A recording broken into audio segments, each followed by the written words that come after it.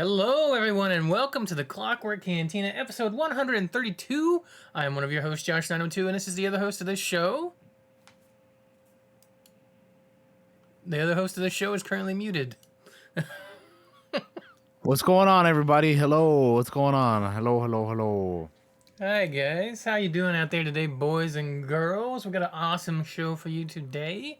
We will be talking about our favorite gaming companions in the second half of the show once we go through the usual news, movie news, game news, television news, not necessarily in that order, because we usually start with the gaming news, but I said movie news first for some reason. Hope you're all doing well out there. We do have some things to talk about, but we're going to do what we always do when we start up the show and talk about the things that we have been up to the past week. DT3, what have you been up to the past week? Let our friends know what you've been doing, streaming, playing, watching. Oh, we're going right into it. Okay. Uh, so for the past week, uh, so the most recent season of Fortnite just ended, and the new one started yesterday. So I've been playing a bit of that. I've been continuing to play Elden Ring on stream. Played a little bit of Rogue Company off stream. I've been getting more into that game again. I also tried out this game called Turbo Golf Racing, which is kind of like Rocket League, but instead of being, soccer or football, it's you know, golf, and it's like not team, it's like individual. Everybody, you know, races to putt their ball, and it's something. It's interesting. Um, What else we got here? Watched the last episode of She-Hulk, of course. Been keeping up with that. Been keeping up with Harley Quinn. Watched the season 3, episode 10, the most recent one. I watched the most recent episode of The Rings of Power and House of the Dragon last night. Great episode of the House of the Dragon last night. Wow, it was something, man. It was really good. But yeah, just been keeping up with that stuff. Haven't really been watching movies. I want to get back to doing that. But, yeah, I haven't really watched, and I didn't watch any this past week, unfortunately. Um, it's like sometimes it's like, man, you think you have more time than you actually have, and you just lose it. And you're like, man, I was trying to do this and that, and it just like I couldn't do any of it. So, Yeah, I got you. but anyway, yeah, that's kind of been pretty much what I've been up to. I'm ready to go hard on it again on, well, not like super hard. Not like last season with Fortnite, but like I'm, starting off the new season. It's, I like to, you know, play a little bit. I know there's gonna be a bunch of us playing some of that, so I'm looking forward to that as well. But Oh, yeah, yeah. that's been what I've been up to the most part last week. All right. By the way, guys, I've adjusted some audio levels and was messing around with OBS a bit. So if anything is abnormal, if we're too quiet, for example, let me know. I'll turn us back up and stuff like that. Just messing around with some settings while we were sitting here doing things. But we should be okay. I think we are. All right, for me, I have been up to some things for the past week. I finished season 1 of Mrs. Maisel, and I've watched Hey, episodes 1 through 8 of season 2, and I am liking that show. I'm glad I started watching it. And the only reason I oh haven't yeah, watched more is because I've just been really busy this past week. So I'm definitely enjoying it, and I'm gonna keep watching it. DT, was the recent season the last season for this show, or do they have more coming? no, they're doing more, but it's the most Okay, recent one. gotcha. But I yeah, wasn't they're sure. doing more. I wasn't sure. I meant to ask you, and I couldn't remember because my brain Yeah, no, they're is doing more. jelly all the time. I watched She-Hulk. I'm still having fun with that. Rings of Power. I actually feel more invested after this most recent episode, so that's good. House of the Dragon continues to be good. Watched the newest episode for that. I started playing the Division 2 a bit. I've had the game forever, and I played the original Division quite a bit. And I was like, you know what? I've had this game forever. I got it. I don't know if I got it for free or if I bought it really cheap. I got it somehow, and I know I didn't pay a lot for it. So I hopped into that and I've been playing it and having a good time. Just like we're chilling in voice chat, not a lot going on. We're not really playing group games, or the group games are full. I'll hop into Division 2 and just run around and shoot some bad guys and level up a bit. Um, and I'm sure maybe somebody, some others of our group may hop in there at some point in the Division 2, maybe. Um, Played a little bit of Fortnite. New season was fun last night. Hopped in for like 3 or 4 games with DT and some of our other friends, and we got a win. So it was like, oh hell yeah, we did it. We were doing badass. So Oh um, yeah. I always joke that I'm bad at the game, and then I get in the game and I'm just dropping bodies left and right, and it's so shocking to me that it happens. I'm like, I killed a guy. Yes, I don't suck completely at shooters all the time. Um, but yeah, it's been fun. And weight loss update. Guys, remember the past 2 weeks that I had stalled? Well, guess what? The stall is over. I lost 6 pounds on this last weigh in, which is a chunk to lose in a week. But yeah, that's the weight loss update. I've lost 6 more pounds. We have lost 16 pounds total since we started on August the.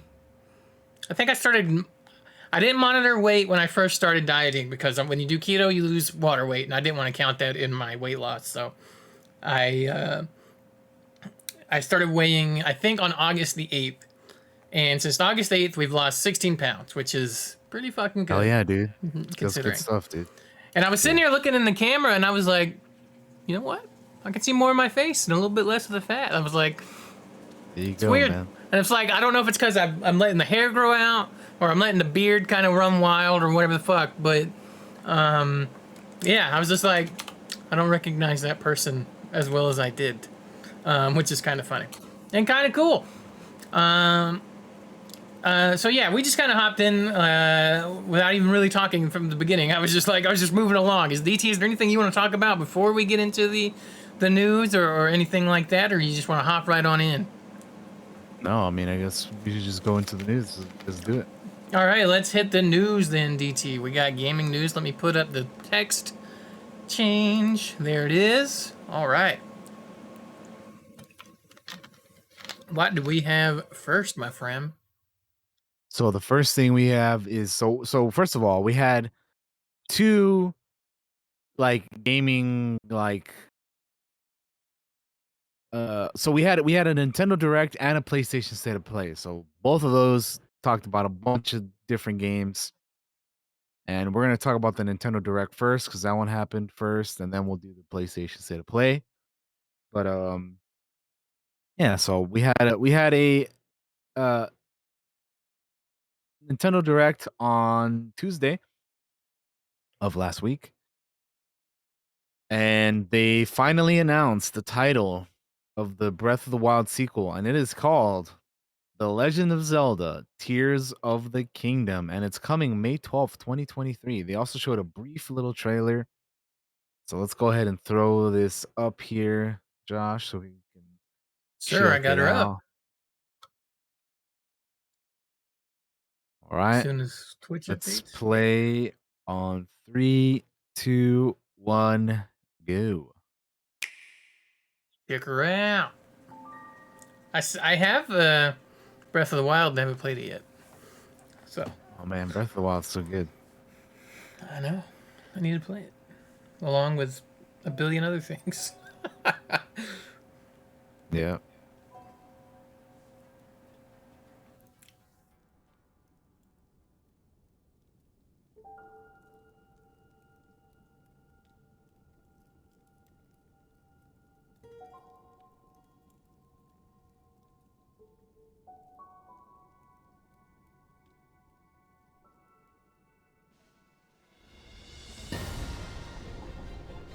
And some big doors to push open, man. All right. Hey, we're jumping.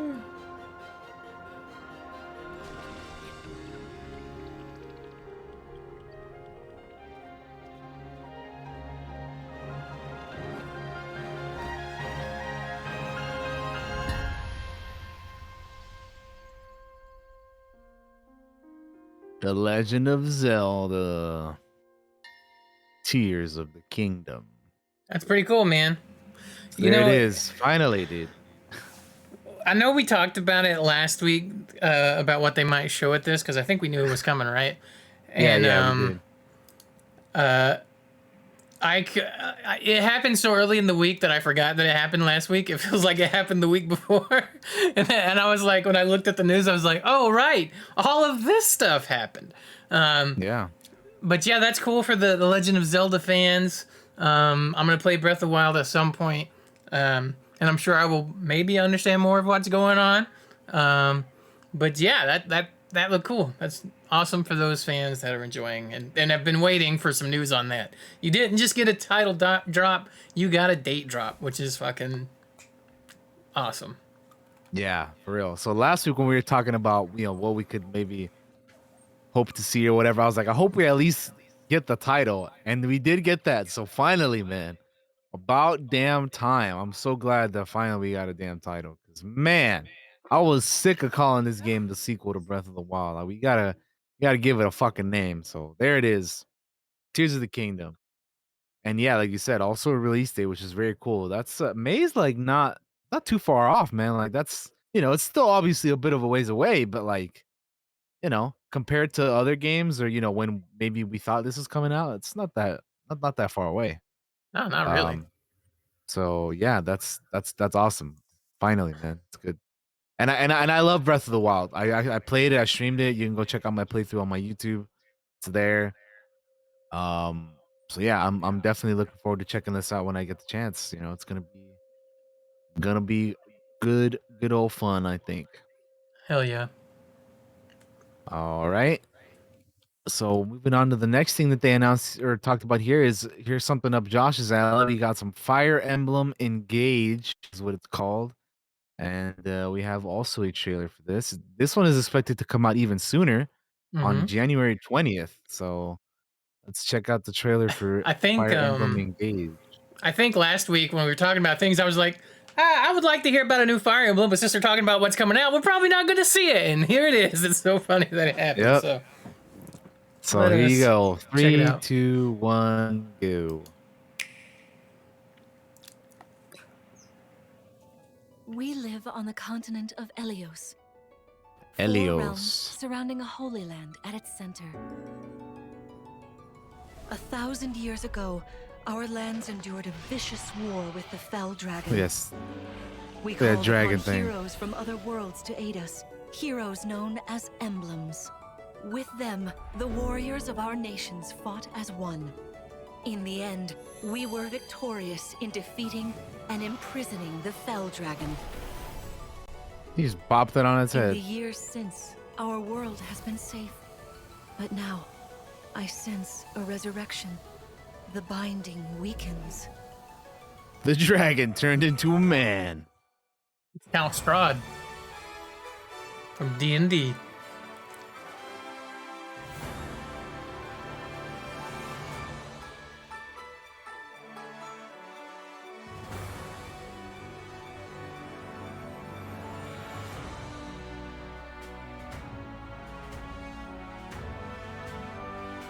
Getting to look at all the characters that some will be romance options, I'm sure. Because there's always a romance. Hey, I know that guy, Marth. Let's go. Yeah.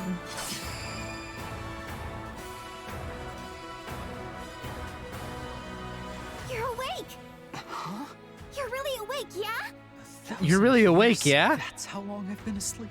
What are those horrible things? 1,000 years, homie's like the Avatar. If I may, Right. you are a divine dragon, Except even longer. a member of a royal family of dragons revered as deities. The war. The fell dragon. I feel like I can almost remember. But I've had my eye on you. the ring. Marth, right. Hell yeah. Sigurd, Leave it to me. Hey. It is rather quiet, I know, but it will liven up as we gain allies. The time has come. Now, as one, emblem, engage!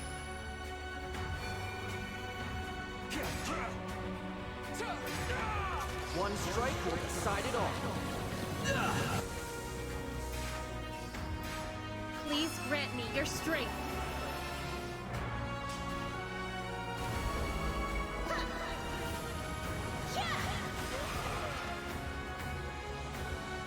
She asked me to gather all of the rings and bring peace back to Elios. Gather the rings. Man, this Lord of the Rings game looks weird. Right? This Lord of the Rings Fire Emblem crossover, man. What the hell? You gotta find all No, the rings. We get a fellowship. that, Damn. that looks cool. Like, so this is stuff that leaked months ago. I don't know if we talked about it on the news, but I saw the screenshots and things and was like, hey, when are we gonna get an announcement for this?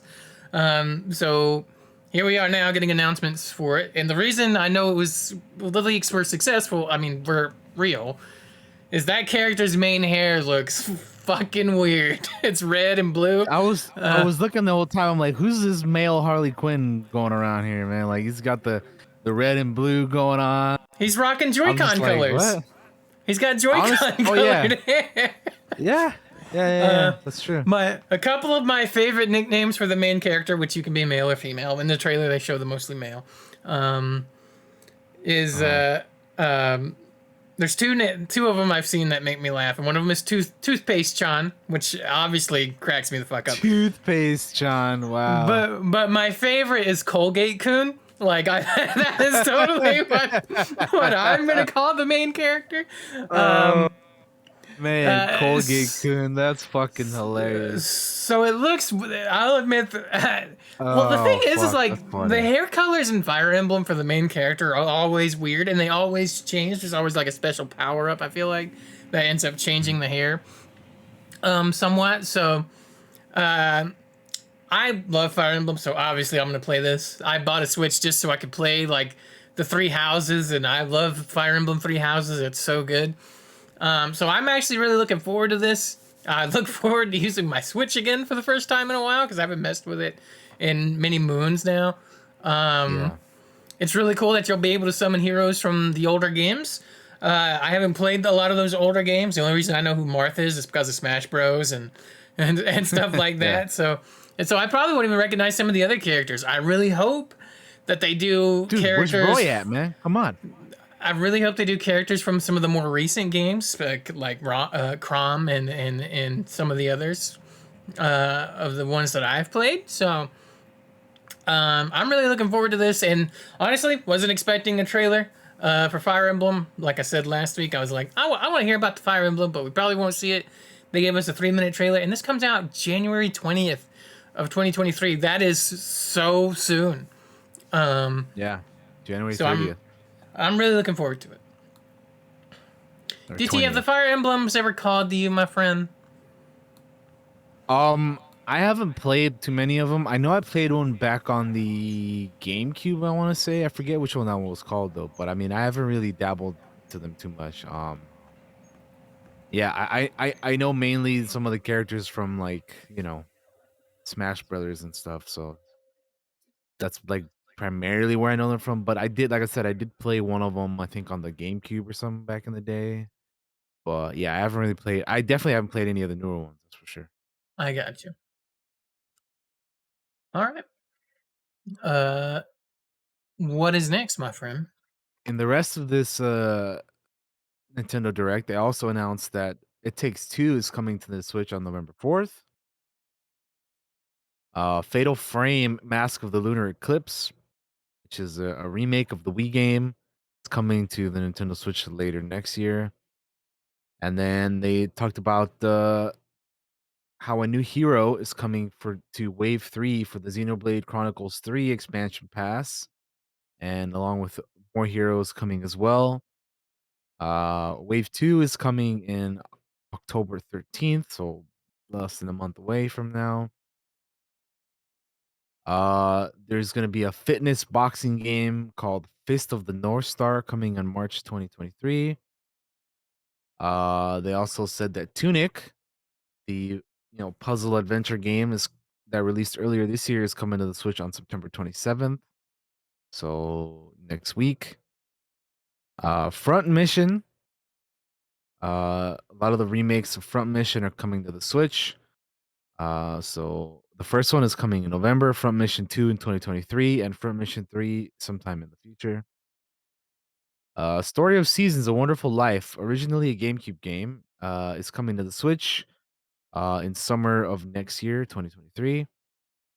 Um, Splatoon 3 recently came out, and they are talking about some stuff that's coming up for that, like Splatfest, uh, going from September 23rd to the 25th, where you can choose a team.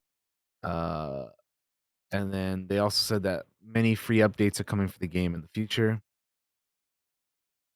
We have a trailer also for Octopath Traveler 2. Square Enix's Octopath Traveler is getting a sequel. With 8 new travelers to round out your party, it will be released on February 24th, 2023, if you want to throw that up. Yeah, let's check it out. So let's check it out. Octopath Traveler 2. I have not played the first game, I haven't but either. I remember thinking it looked pretty cool and hearing good things about it. So let's play in 3, 2, 1, go.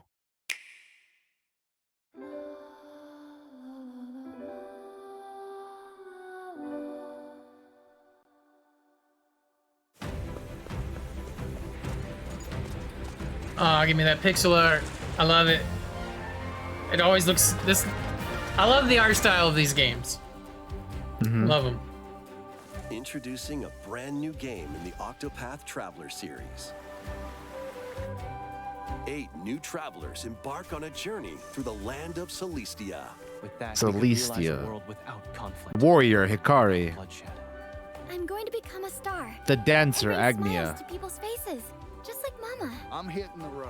The I'll be merchant back once I Partitio. eliminate that devil called poverty from the world. The man who took everything. The scholar from me Oswald. shall die by my hand. Not again. The thief Throne. The stench of blood. The cleric Temenos. Leave the hunting to me. The hunter We'll have Oshete or all the Osheti. tasty meat you want. I need to rediscover. The who I apothecary am. Casti. Explore a wide world. A new era set in a a vast bustling world. era. Each traveler's path action differs between day and night. Our Lord knows well the ways of Oh man, you can bribe What these will happen these people. when their That's paths kind of neat. intertwine. What's that big round? Let's go, Temenos. And what adventures await them in this new world. Think I found a source. Tasty stuff, huh? The 8 travelers each have their own story to tell. Where will their journeys lead them and you?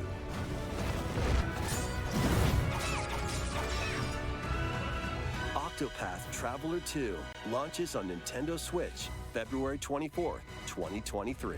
That looks kind of cool. Yeah, I'm actually super into that. Yeah, that looks very neat. Yeah, I didn't realize the first game came out in 2018. That's been a while. Makes sense. The next one's coming Yeah. out. You know, I'll probably. I think it's on Steam now. I'll pick that up and check it out at some point. I think to get The ready first for one? the Huh. second one. Yeah, the first one. Let's see. Oh yeah, it is. Huh. Oh, and then Maybe- guess what? The second one looks like it's gonna be on Steam too. Oh, look at that. Because I just I was looking for the first one, and then the second one also popped up. So you can get both of them on Steam. Oh. Fuck yeah. All right, that looked cool. Let's see what else we got here. So there's another. Here we have a trailer for Fae Farm, a fairy tale farmstead game with local and online multiplayer.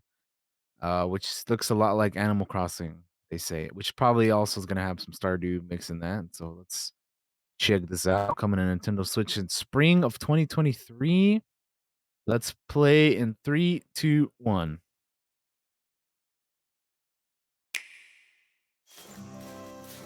It's a butterfly. My dear friend, I seem to have found myself in the most Man, I think enchanting did of a- places. Do the extra flip on that. Azoria is everything I'd hoped it would be. A simple life where I can care for the land. In a beautiful world, with a place to belong.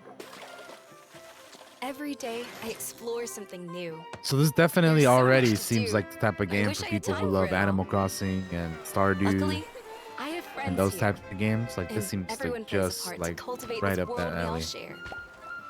I can see it now. The more we try, the more we'll discover. The more we build, the more we'll grow. There's a certain kind of magic to it, the way things all come together. That brings me to Azoria's best-kept secret. There's real magic here. Fey magic that you must see to believe. Who knows what secrets are waiting just beyond our realm? Of course, every adventure has its dangers, but we'll face those together. That's why I'm writing to you. If you ever feel that longing for something more, know that it's waiting for you here. And so am I. I hope to see you soon. Fae Farm. Okay. Looks pretty fun.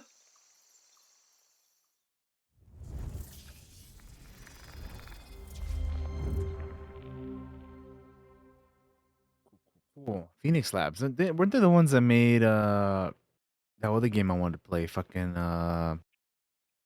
why am I blanking out on it? It was like originally an Epic game and then it came to Steam for like a year.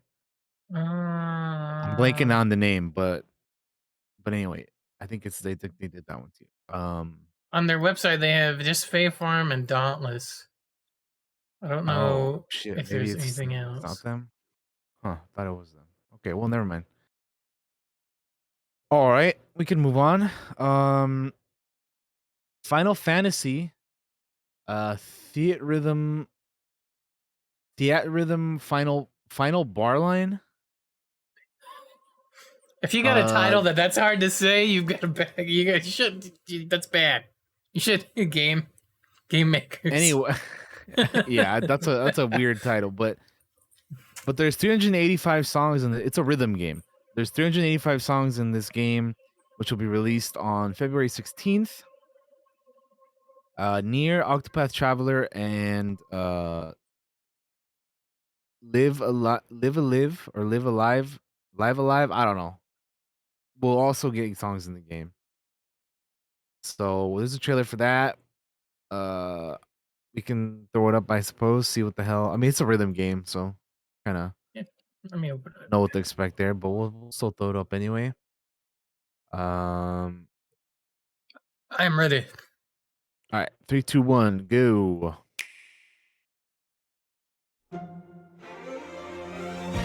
It's a Moogle.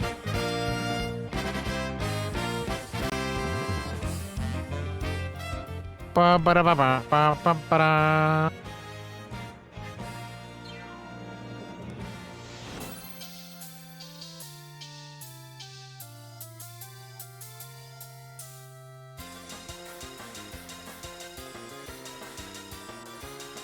Years of Guitar Hero has trained you for this. All right, and I like how they show them fighting, but you won't be able to watch them fighting because you're watching the buttons. Because you'll be too busy trying to fucking pay attention. Yeah.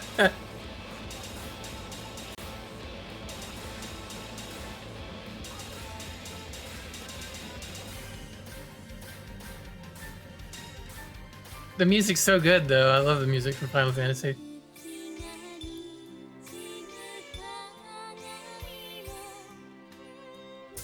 Super Animu. Animu.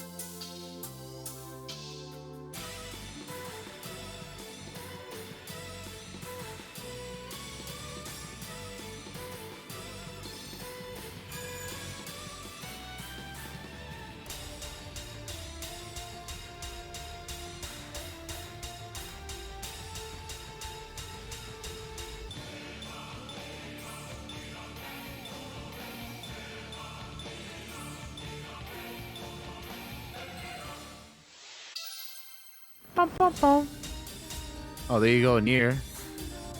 Other Square Enix games are gonna get songs in here too. That's kind of neat. Yeah.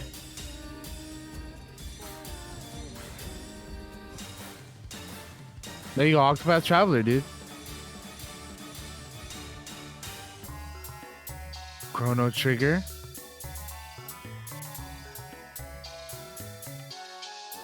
Legend of Mana, or Mana, however you prefer to say it.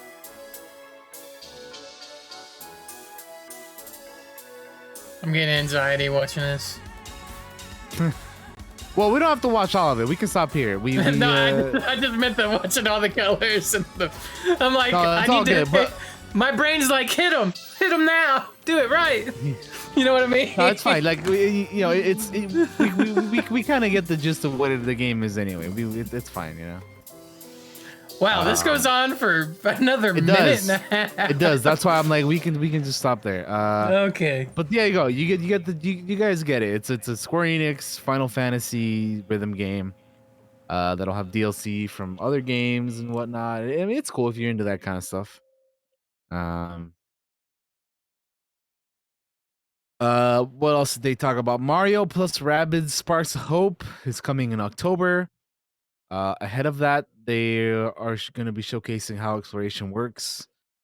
And Rune Factory 3 Special is coming to Nintendo Switch next year.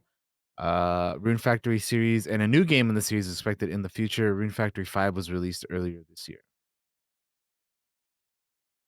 They also announced some of the other Nintendo 64 games that are going to be coming to Switch Online. The first 3 are coming this year, with the rest launching in 2023.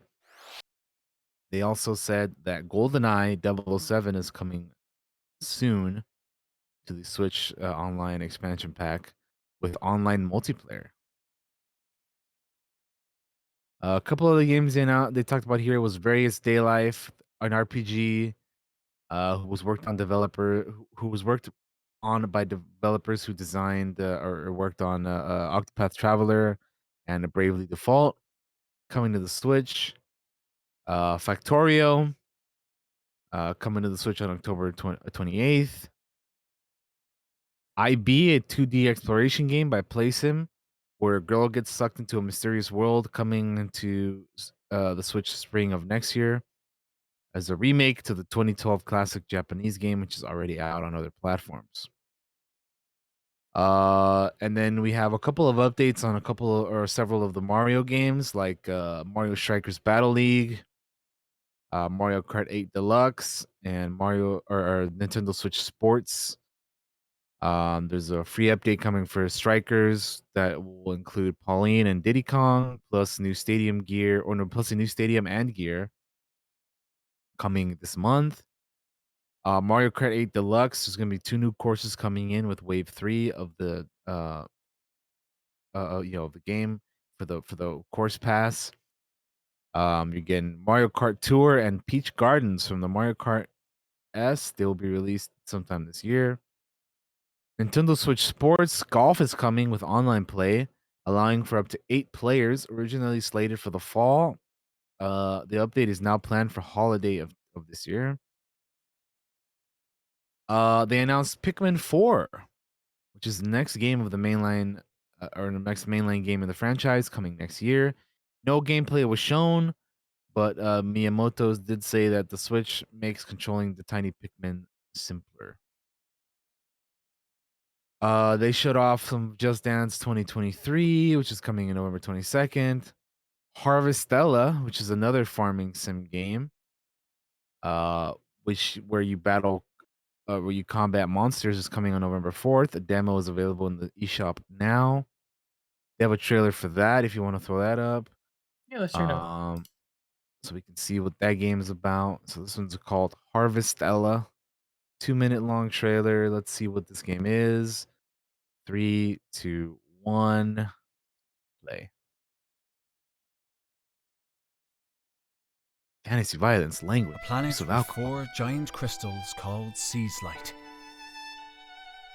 Seaslight controls the 4 seasons and bestows its blessings upon all living things.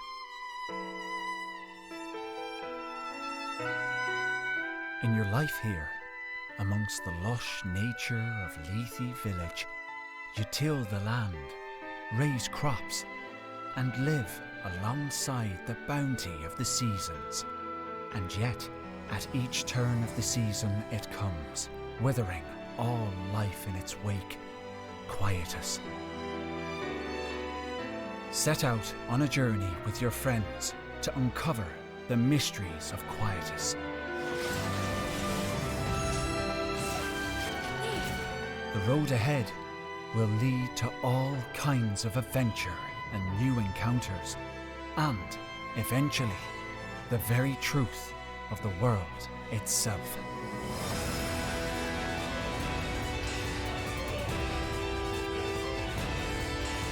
This is intense for a farming game.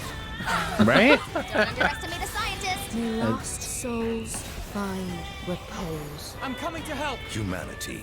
All you have to do is accept. This is definitely the most intense farming sim, for Good sure. morning. Now it's my turn. We're both just humans.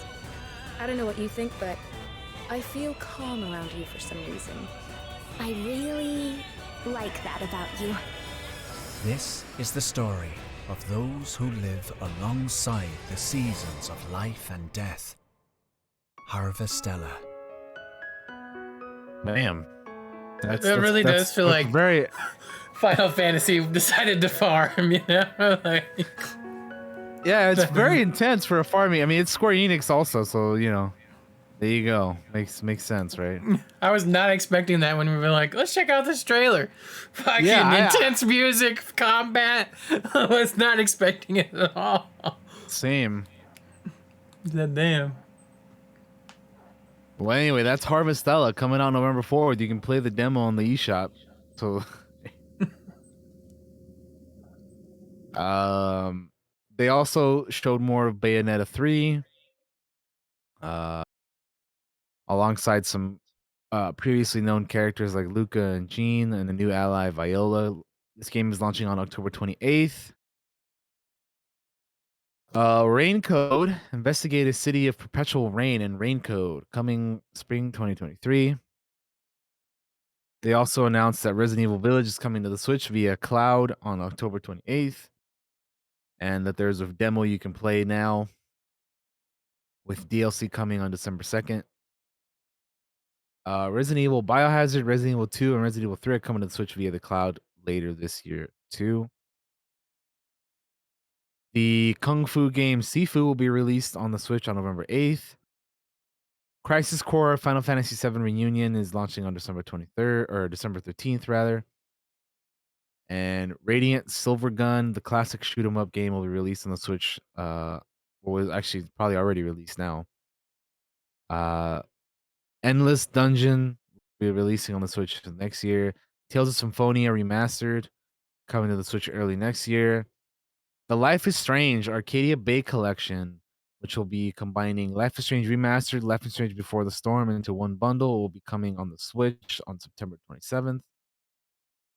Romancing Saga Minstrel Song Remastered is coming on the Switch on December 1st.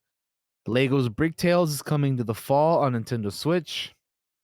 Disney Speedstorm is coming this year. Fall Guys Season 2 will be starting on September 15th, which is already happening. Started last Thursday. Kirby's Return to Dreamland Deluxe be coming back with 4-player local co-op on February 24th, 2023. And there you have it. That is the Nintendo Direct. So out of all of this, Josh, I think I already know what you're looking forward to the most, but let everybody else know like what or what are some other things if any that interested you. Well, me and Colgate Kun are gonna beat him up in Fire Emblem Engage, obviously. Yep. Honestly, The Legend of Zelda looks cool, so I need to play Breath of the Wild, and I want to check it. I want to check that one out when it comes out. Octopath Traveler 2 looks interesting to me. Actually, Fae Farm looked pretty neat. Yeah, Fae Farm is cool. Pikmin, I am actually a big Pikmin fan, so Pikmin 4 coming is really cool. And honestly, Harvestella kind of got me with that intense trailer, so I'm kind of interested in that now, to be honest with you. Yeah, so Josh is into intense farming, man. There you go. I wasn't expecting it, so I was like, this is pretty dope. The music was great, though. That trailer, I was like, Fuck yeah, I kind of want to check this out now. Yeah, no, like what the hell? Like, wait a minute, what game are we watching here? How about you, DT? What on this list So for interests me, you? obviously the number one thing is gonna be Tears of the Kingdom, Legend of Zelda. You know, that is number one, and then beyond that, um, even though it's not really my kind of game, I love the way it looks though. It's fucking Octopath Traveler 2. That looks like really, really cool. I love the Mm-hmm. art style and then just the look of it and everything with the pixel characters and you can get to control like 8 people and you know each kind of have their own story to tell and all that. That looked cool. Fae Farm looked pretty neat. Uh, the the stuff for Mario Strikers Battle League is gonna be cool. I still don't have that game. I want to get it at some point, but I do want to try that out. Nintendo Switch Sports is another one I'd like to try it at some point. Um, but yeah, that's pretty much like what I'm looking forward to. There's a couple other things here that I mean they look kind of cool, but I'm like I'm not gonna play them, so you Yeah. know. Um. But yeah, that's. I mean, even honestly, even the rhythm, the Final Fantasy rhythm game, like the music, like music is cool, and like Mhm. I think that's neat. But I don't really play rhythm games myself, you know. Yeah. One thing I was gonna say is I feel like the Switch, and I'm not saying this to sound shitty or anything, is like it feels like the Switch's hardware is a little old now. So when I see games, like a lot of what we looked at here was like simple, right? Like the Fire Emblem thing, that's simple. Yeah. Like it just feels like it's kind of getting to the point where they're like, we need a Switch 2 or something like that that's more powerful, so we can get like some more powerful, a little bit better looking games. Like I feel like we're kind of reaching that point a little bit personally. I've definitely been feeling it when I see trailers for the new Pokemon.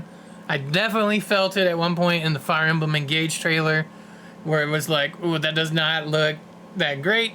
So I'm starting to feel kind of like it may be time for a new Switch, a little bit more powerful Switch. Personally, and I was just gonna throw that in at the end here after we talked about all the cool games and stuff. But yeah, it's kind of how I'm feeling about the Switch right now. Gotcha. All right, DT. All right. Well, we have another thing to cover, which is gonna be the uh PlayStation State of Play. So if you're ready to move on over to that, Josh, we can I go ahead sure and am. do that, my friend. So here we go. I did not watch this, so a lot of I this haven't stuff, either. much like the Nintendo thing we just watched, is gonna be new to me because I kind of just like waited on it Same. for today. So we're gonna be checking that out. So here we go. Everything announced at the state of play. So the first thing we have here is Tekken 8 has been announced. It had a little trailer here, which we're gonna check out now. We sure are. Minute 52. Let's check it out. 3, 2, 1, go.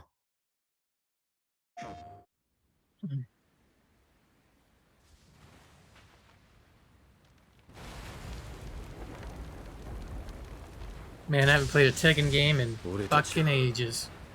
Right? この世に存在するべきではない。愚かだな、風間陣。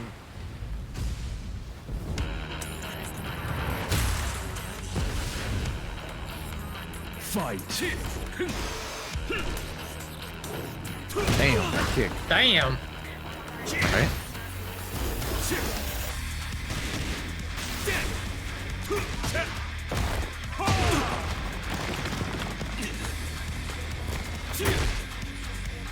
Fucking Daniel Russo got jacked, dude.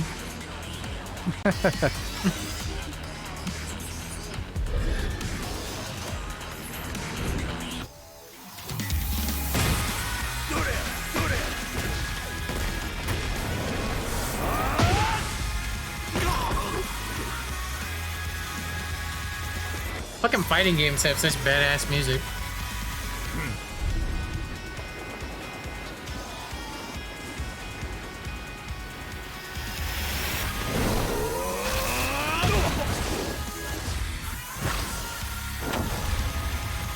Get that. They want to get. They gotta get that adrenaline going now. That testosterone.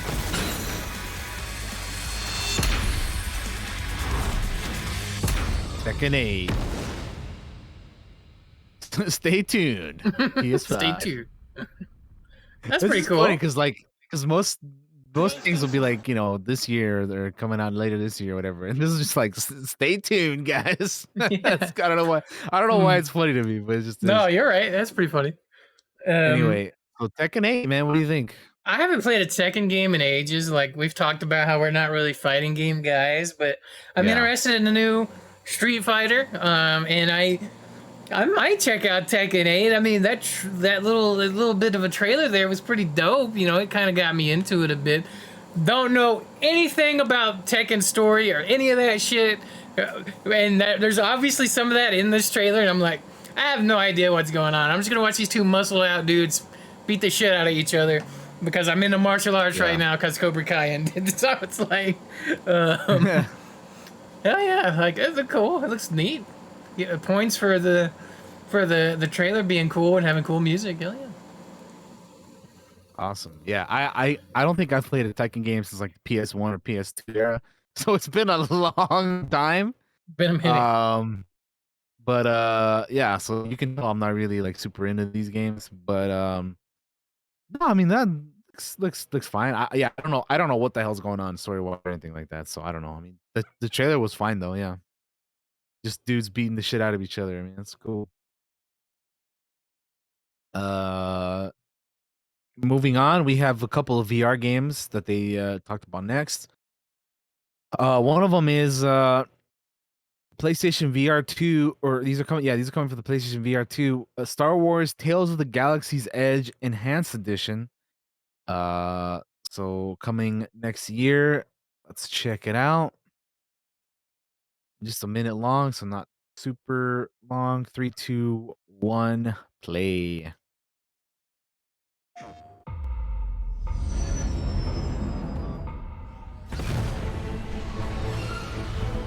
The story I was telling. Whenever I see stuff like this, it makes me want to have a VR. But then I'm like, but it's like, well, you know, I don't have a VR, so can't get too excited about it. But like every time I see something like this, I'm like, man, it would be nice to just, like, I don't even want a VR. I just want to try it out, you know? Like, it'd be cool just to play it. Yeah. The locals can be a little rough on tourists, but it's nothing you can't handle. The first order on Batu. Surely we can count on you now. I'm a hero. Oh, hello. Look at my boy Hondo. Hondo. My friend, my friend. In development for PSVR 2 next year. All right. Cool. Yeah, so for me again, I love Star Wars. And every time I see that, I'm like, man, it'd be nice to have VR just to try it out. But I don't have a VR, so I can't get too excited about it. I typically, whenever stuff like this, I just watch somebody else play it. So that's probably what I'm gonna do. But VR's yeah, cool, I mean, but you know. man, when you're at a PC, right, and you got headphones like this, and it's like, it's just it doesn't fit with the headset and everything, and you need like the ear ones. It's kind of a hassle, a bit with at least with the PC version. I don't know how the new PS VR will be, but. And I didn't even want that fucking thing. All right, that was that. Yeah. That was me doing a favor, like. But I have it now. Like, yeah. Like, I'll take that. Like, I'll, you know, didn't work for you. I'll take it off your hands. Just. Yeah. No, I get you. Yeah, but yeah. Anyway, anytime I see something like that, it always looks neat. But yeah, you know, can never get too excited. Yeah, we can move on. We have so much space. Yeah. Yeah. Let's go ahead. Yeah, I can imagine. Which is something that I don't have a whole lot of here. So me either. Like, okay. Yeah. Anyway, we have another VR game. This one is called Demio, which is a dungeon crawling tabletop RPG like game. Oh. Coming to the PS VR 2, bringing all sorts of chaotic high fantasy goodness with it. So let's check it out, Josh. What say you? Let's do it. It's a really short one. It's only 53 seconds, but yeah, let's see what they got here for us. 3, 2, 1, play. Ready for battle. Let all monsters beware. My aim is true. Taste my steel. I call lightning! Shogogdur of Kalervortron! Bullseye. Go back to the abyss! Let them deal that! You will be destroyed! I summon fire!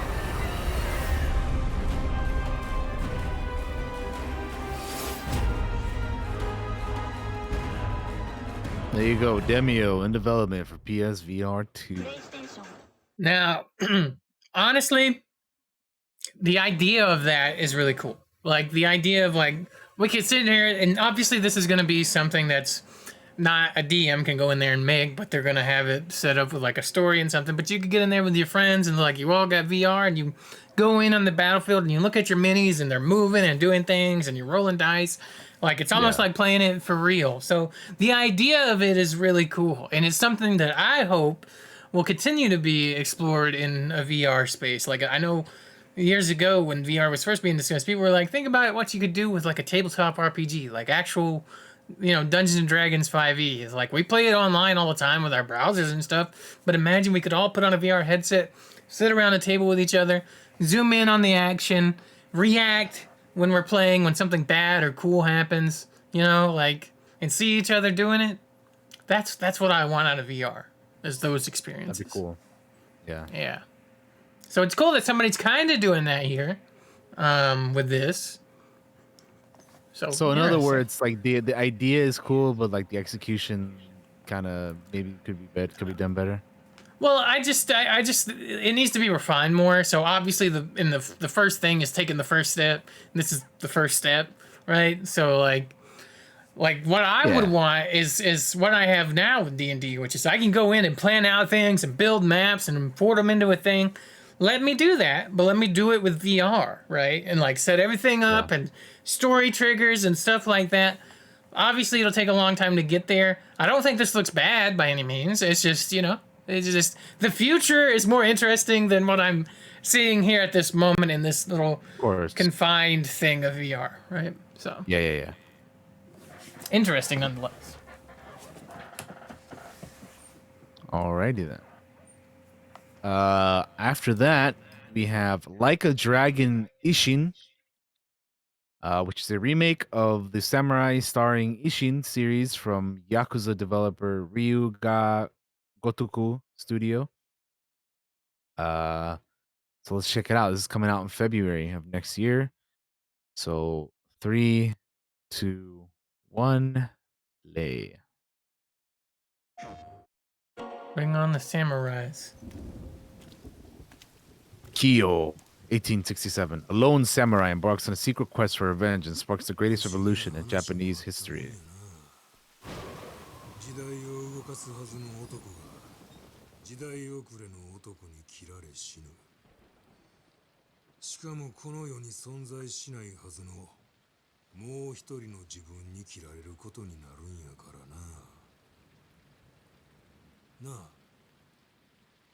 坂本龍馬さんよ。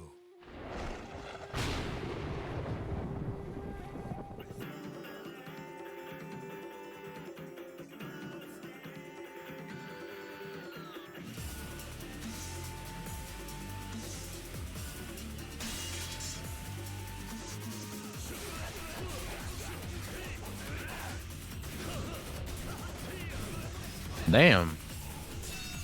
Oh yeah, cut the bullet. Oh shit.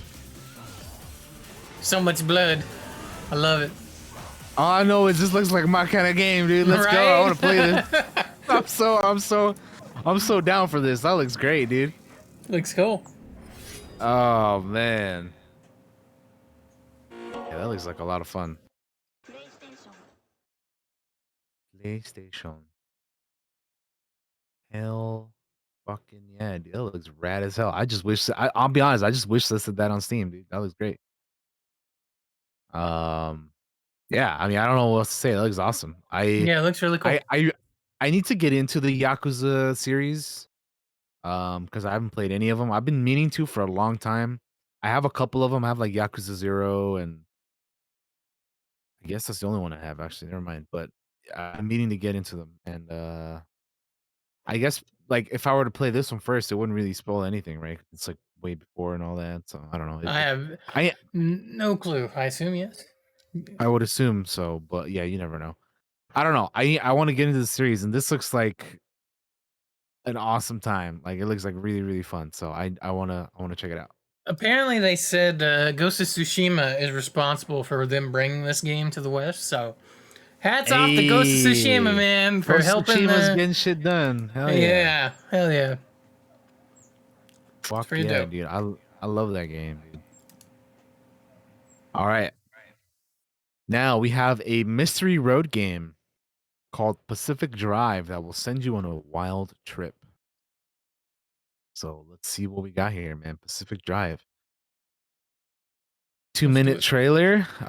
3, 2, 1, go.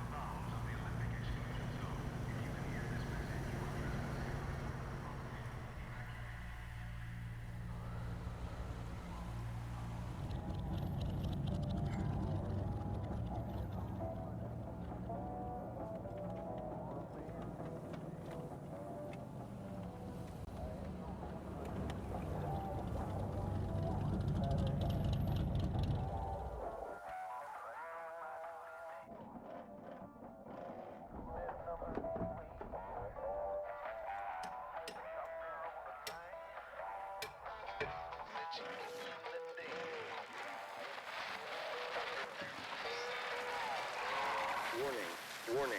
An instability front is approaching. Take immediate shelter in the stabilized area. Locations impacted include sectors Delta and Echo. When you get this baby up to 88 miles an hour, you're gonna see some serious shit.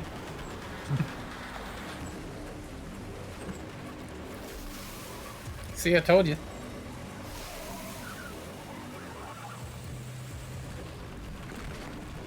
Hell no, they got land sharks.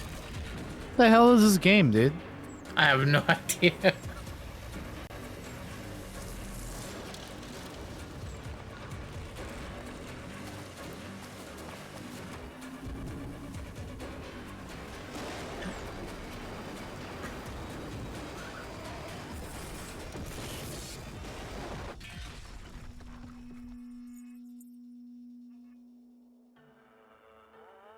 What the hell? It explained nothing.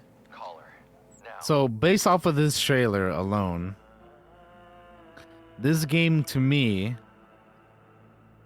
seems like it's look out your windshield and windows and see a bunch of weird shit simulator. Because I don't know what the fuck is going on right here, dude. Like there's a lot of weird stuff going on outside, and you're in your car like the entire time, basically, and it's like, what is happening?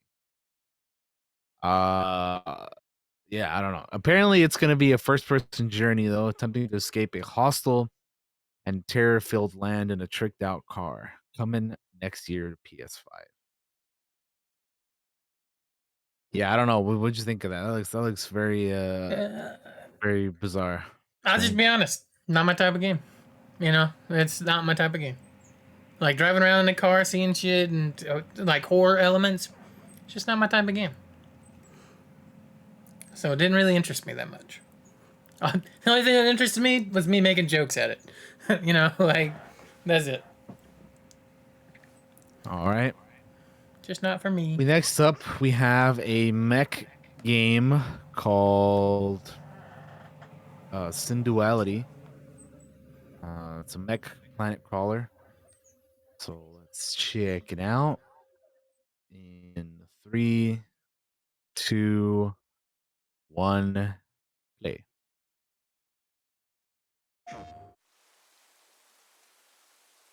Any sufficiently advanced technology is indistinguishable from magic. That's true.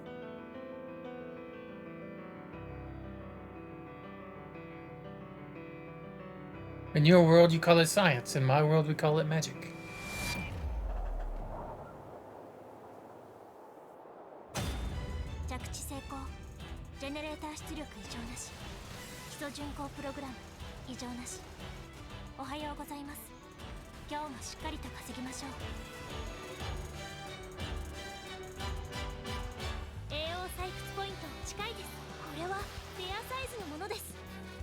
But guys, turn on really epic music while we mine this thing. Oh, there's actual combat. Yeah, there's fighting though. Well, when I said that, they weren't fighting yet.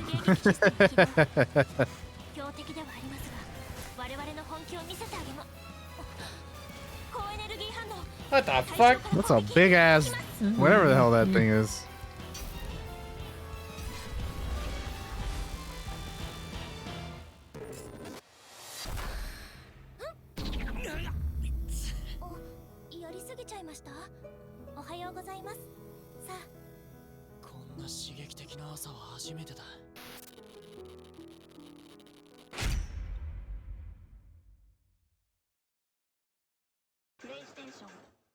All right. Well, that's a thing. Anime mech game. I like mech stuff, but I don't know, man. I don't like that mech design. I'll be honest. The Doesn't round, fat really belly seem mech, up my alley. not my thing. I don't really like the design of those mechs. Give me the Gundam mechs. Those are cool. Okay. Next up, we have this game called Stellar Blade, previously known as Project Eve. Project It's a post-apocalyptic battler where you'll journey through Zion, the city of an abandoned underground realm filled with towering structures and ancient graves. You'll play it as a deadly warrior, the angel of the colony, working to take down ancient beasts with mechanical weaponry and devastating swordplay. So let's check it out. This is coming out to PS5. It's PS5 exclusive coming next year. So let's check it out. 3, 2, 1, go.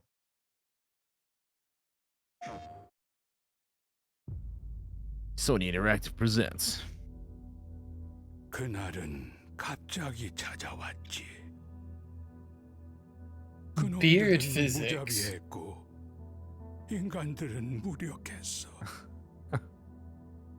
인류는 형편없이 무너져갔네.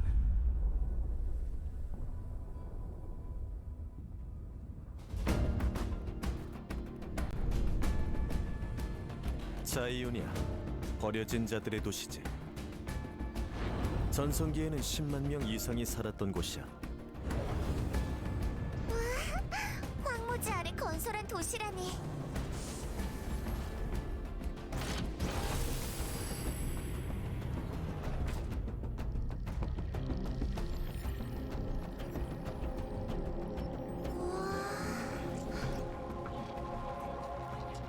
여긴 무덤인 건가요? 아니, 이곳의 주민들은 에너지 고갈로 잠들어 있는 거야.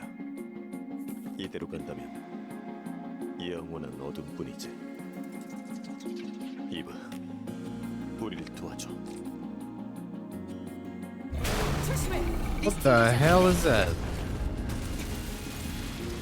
아담, 뒤로 물러나.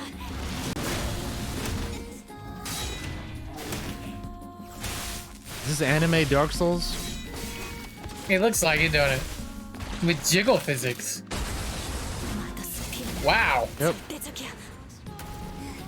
So we've seen this game before. Yes. Because like I said, it was called Project Eve in the past. 여기 있는 누구나 그 손길이 닿은 적은 없어. 모두 버려진 거야. Damn. Back of a combo. 릴리, 부탁해. 난 이러기 위해 태어난 거야. 이렇게 된 이상 나도 몰라요.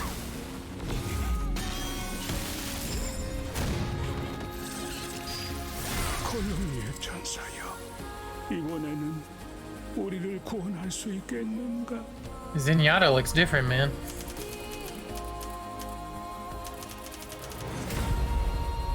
Stellar Blade.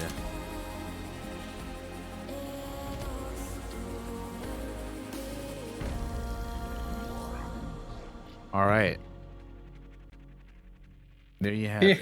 PS5 exclusive. Jiggle physics only the PS5 can handle.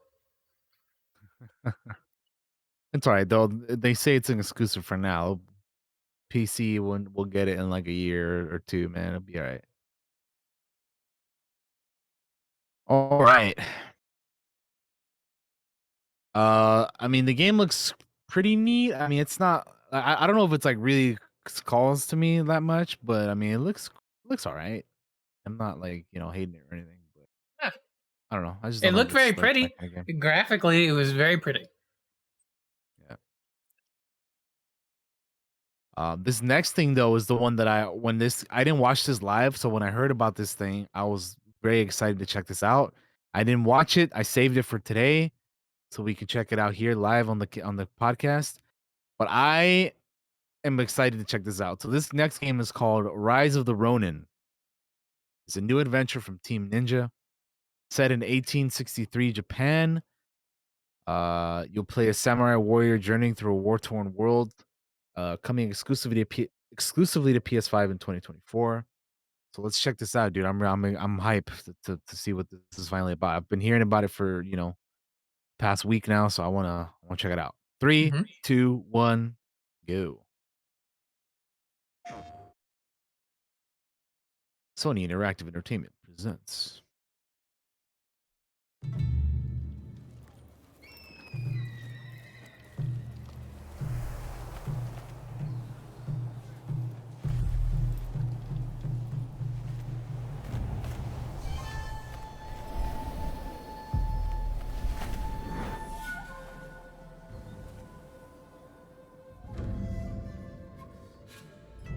After 3 centuries of the Tokugawa's repressive rule, the Black Ships appeared without warning, and our nation began to tear itself apart. Those who cleave to the past, those who embrace the new, and the Ronin, a warrior free of all masters and bonds.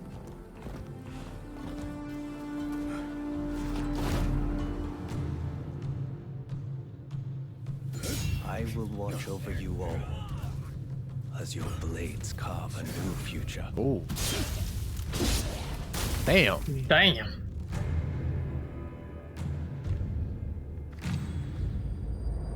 Your time has come. Rise as one.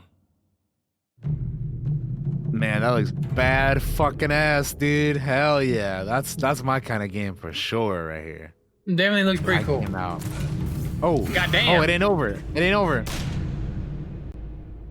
Console exclusive for PS5 coming in 2024. Nice. Dude, that looks awesome. That looks real so fucking cool. good. I can't wait to play that, man. That looks really, really good. Ooh, man. All right. Yeah, I mean, I don't know what else to say. It looks really, really good, man. I can't wait. 2024, a couple years away, but we're almost done with this year, so that won't be too bad. Yeah, awesome. We have one last thing here for this one, and it's God of War Ragnarok. We have a story trailer for that they had there. So let's check it out. Story DT? trailer for what's up? I'm gonna play this, but I'm taking my headphones off and look at you the whole time because I don't want to be spoiled on anything. So just give me the thumbs up when it's done. All right, let's do it. 3, 2, 1, play. Here we go. So for those of you wondering, I actually saved this one as well. I haven't seen this yet until now, so we're gonna check it out. Let's see what they have here. Sometimes it's the only way to protect the ones we Yes. Oh wait, he's dropping him. What? Oh shit, he's dropping the axe too. I know you. God killer. What is it you want from me? Is it a god of war? Ooh, that elbow. more. Man, Atreus sounds so much older, dude. It's kind of crazy, actually. Blood on your hands, on your son's hands. What is it you will not tell me? I can't talk about it, but I just need you to trust me. We follow your every whim. But you don't believe in any of it. Yeah. Still, I follow. Because all that Oh shit. matters is that you are safe. She's back. That's not all that matters. Who's keeping you safe? I do not need you to protect me. You sure about that? Oh man. Oh. Oh. Oh damn. They're doing Kratos like that?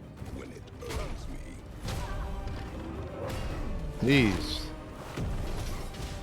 Yes, the blades. Oh, big shield. What do you even know? Man, I just love Kratos just elbowing this shit out of people. It's so good. Has anyone ever worshipped you? Ever prayed to you? Can you even imagine that kind of love? No. Yes. Anything beyond yourself. Beyond the monster who kills without cause. Who's that?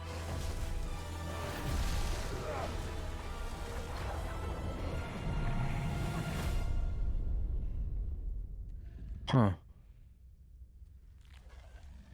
Fate only binds you if you let it.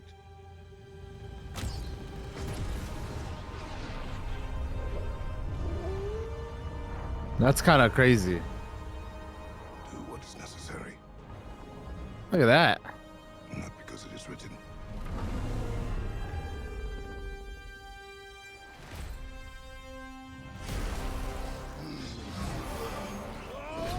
Oh, you guys saw what that was at the end there? Yeah, look at that. Oh man, that's gonna be crazy, dude. Holy shit. Wow, that's gonna be nuts, dude. Damn, that was a great trailer. All right, Josh, you're good, man. Dude, that is I can't hear you, by the way. Oh, sorry, I was muted. I was just gonna say, for those that were wondering why I took my headphones off, I haven't played the first game. I'm gonna play the first game really soon. I was gonna start it this week actually and stream it, but some things happened and I can't do that now. So, how was it, DT? Oh man, that trailer is it's so good. It's fucking incredible. That there's a lot of hype moments in it, and there's definitely some spoilers in there if you haven't played the first game. Yeah, jeez, man, that trailer though. Ooh, I can't wait to play that game. That game's gonna be crazy good. But yeah, that is the end of the PlayStation State of Play. So we can move on to other gaming news. But yeah, that was good stuff right there, man. Definitely got some Yeah. good stuff coming.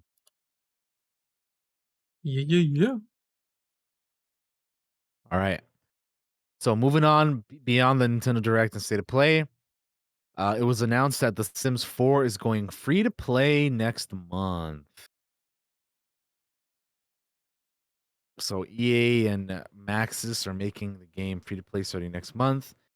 They released a blog post saying that they'll have a Behind the Sims Summit October 18th at 10 p.m. or 10 a.m. Pacific time and 1 p.m. Eastern. Same day that The Sims 4 officially becomes free to play, meaning you can download the base game for free on any of the available places it's at. As for why, the team simply wants the game to be available to everyone or to anyone interested. Uh, they said with the Sims 4 going free to play, our team is more dedicated than ever to developing new and meaningful The Sims 4 experiences for our players, and we'll continue to develop and release packs, kits, Sims Delivery Express drops into the foreseeable future. They'll also share more about the transition during their summit on October 18th. So if you're interested in that, be sure to check it out. EA Play and EA Play Pro members will receive an upgraded experience when the member-only bundles of The Sims 4 go live on the playlist on October 18th. The Sims 4 EA Play Edition includes the Sims 4 Get to Work expansion pack, while the EA Play Pro Edition includes both that and the Sims 4 toddler stuff pack. Last but not least, to our longtime Simmers, we want to say thank you. We wouldn't be where we are without your continued love and support to help make the Sims community what it is. The blog post says, from September 14th to the 17th, all players who have purchased the base game will receive the Desert Lux kit as a gift. With the Desert Lux kit, Sims can relax in their modern oasis with luxurious indoor and outdoor furniture inspired by the natural landscape of the southwestern desert and materials like stone and wood. To redeem the kit, all you have to do is simply log into the game and it will be available in the main menu for you to claim. So there you go. Sims 4 is going free for anybody and everybody who wants to play it, which honestly, this makes so much sense because the real money in this game is the fucking 500 billion DLCs that they have for it that are like 10, 20 bucks each or whatever, right? Like And it's insane. and also, there's gonna be a Sims 5. You're gonna hear about it, and I would bet it's relatively soon, to be honest with you. At some point in the future. So I mean, honestly, I'm surprised that they haven't already like announced that because when did The Sims 4 come out? I feel like it's been like years since that's been out. yeah, I don't know. You know what's funny though is I've played like every single Sims game. Like they're fun to play, man. Building a house and living your little Sims life. It's fun. So When The did Sims Sims 4 was 4 come out? released in September 2nd, 2014. It's been 8 years. Jesus Christ. So they've been like milking this game for like 8 years now, dude. That's crazy. Yeah, you would think that they should be working on a fifth one now, right? I mean, I would damn. think they are. They have to be. Yeah.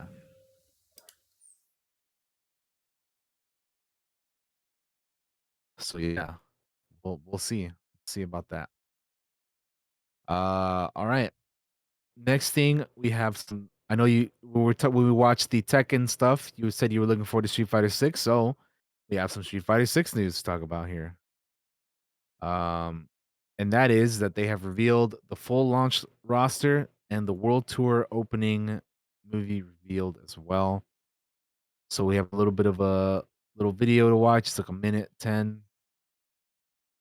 And then we can also there's 18 launch fighters to choose from. So we have Blanca, Cammy, Chun-Li, DJ, Talzim, Honda, Guile, Jamie, JP, Jury, Ken, Kimberly, Lily, Luke, Manon, Marissa, Ryu, and Zengrief. So that is your launch roster for Street Fighter 6. And if you want to throw this little video up, Josh, we can go ahead and do that as well. Let's check it out. I am ready. All right. 3, 2, 1, go. Capcom.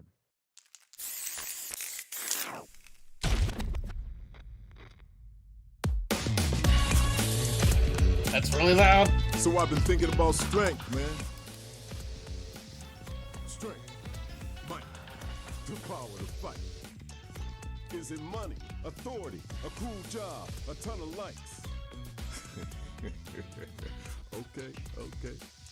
Let's keep it simple. I want to be strong. Can you believe it? We got self-driving cars. The time's coming, we'll be taking rockets to Mars. And yet you still got folks out there using their fists and bodies to seek strength.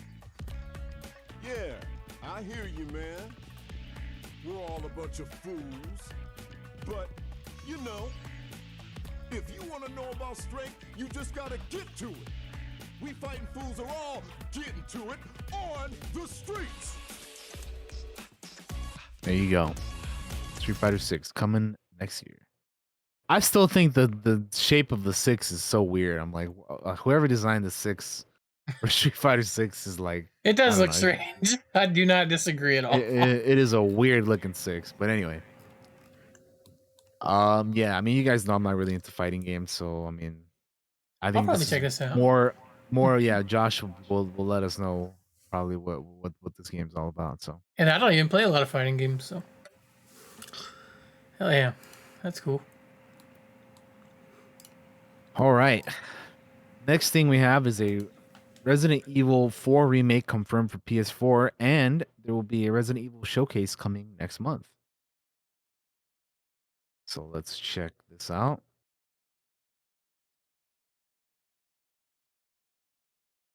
Capcom revealed that it will hold a Resident Evil focused showcase in October. They're going to be talking about probably DLC for Resident Evil Village, which comes out next month, and then the Resident Evil 4 remake, which producer Yoshiaki Hirabashi confirmed during the Tokyo Game Show. The remake will also be coming to PS4. The remake was revealed during a state of play back in June. Capcom said it was coming to PS5, Xbox X Series X and S, and PC with no mention of older gen consoles, but they have also confirmed that it'll be coming on PS4 when it launches on May 24th, 2023. No word if it's coming to the Xbox One or not, but yeah, we have a little some images and some stuff on the Resident Evil Village DLC, which is called wait, does it have a name? I don't know if it does, but it's the winter expansion.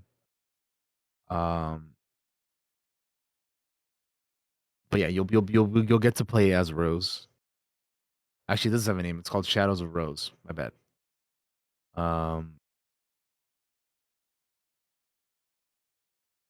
So pretty cool, pretty cool. I haven't played Resident Evil Village myself, but I've seen other people play it, so I already know kind of what happens and all that. So, yeah, pretty cool for those people who enjoyed that game. It'll be pretty neat. And then the last thing I have is there was some pretty big leaks that happened over the past Yes. few days. So I feel like we definitely aren't going to show any of that because I don't want No. to, nope, we're not going to do any of that. Because first of all, but we are going to mention it. But first of all, I just want to say how shitty that is. Like they, like just. I know everybody has been excited for GTA 6, including the two of us. We're both very excited for Yeah.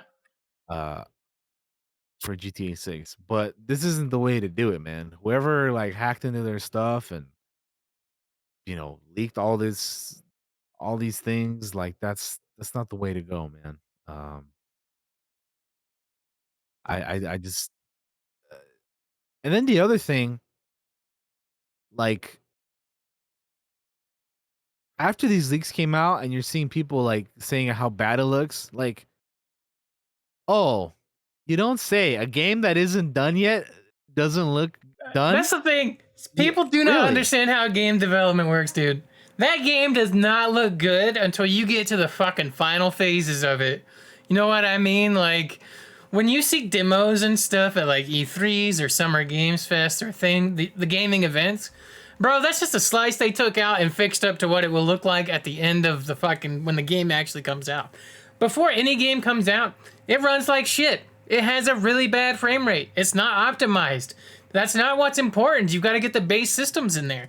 It's fucking insane to me that people bitch about that when you're not even supposed to be seeing it yet, and your reaction to it are the exact reasons why you're not supposed to be seeing it yet. You're acting like it's shit, and it's not even fucking done. It's not even halfway done. It's just been put in the oven to cook, like it's fucking dumb for people to say anything like that. Like,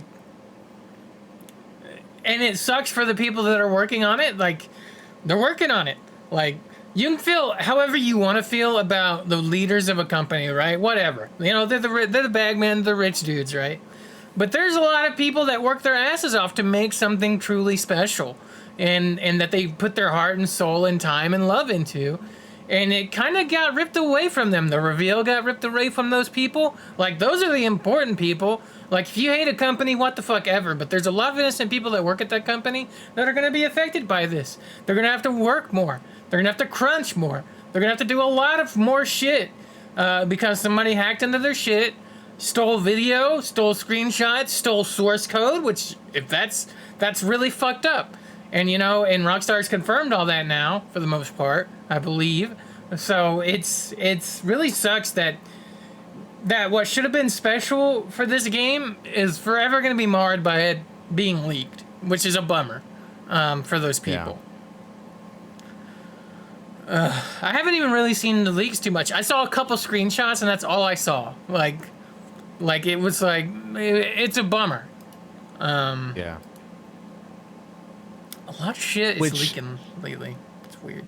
Which Rockstar did put out a message earlier today, so I can go ahead and read that as well. They have a Go ahead. message that I'm gonna read it off their Twitter. So if you guys want to see it, it's at Rockstar Games on Twitter, and they say, "We recently suffered a network intrusion in which an unauthorized third party illegally accessed and downloaded confidential information from our systems, including early development footage for the next Grand Theft Auto. At this time, we do not anticipate any disruption to our live game services nor any long-term effect on the development of our ongoing projects. We are extremely disappointed to have any details of our next game shared with you all in this way. Our work on the next Grand Theft Auto game will continue as planned, and we remain as committed as ever to delivering an experience to you, our players, that truly exceeds your expectations. We will update everyone again soon, and of course, we'll properly introduce you to this next game when it's ready. We want to thank everyone for their ongoing support through this situation. The Rockstar Games team." So that at least seems good. Like they're not gonna, like obviously it's a fucking bummer. They don't, nobody wanted this to happen, but they're gonna keep pushing forward and keep moving with the development of it all and everything, which is good. So glad they're kind of still keeping with it and rocking with it and all that. So you know I've seen other like people in the games industry like share their support to them as well.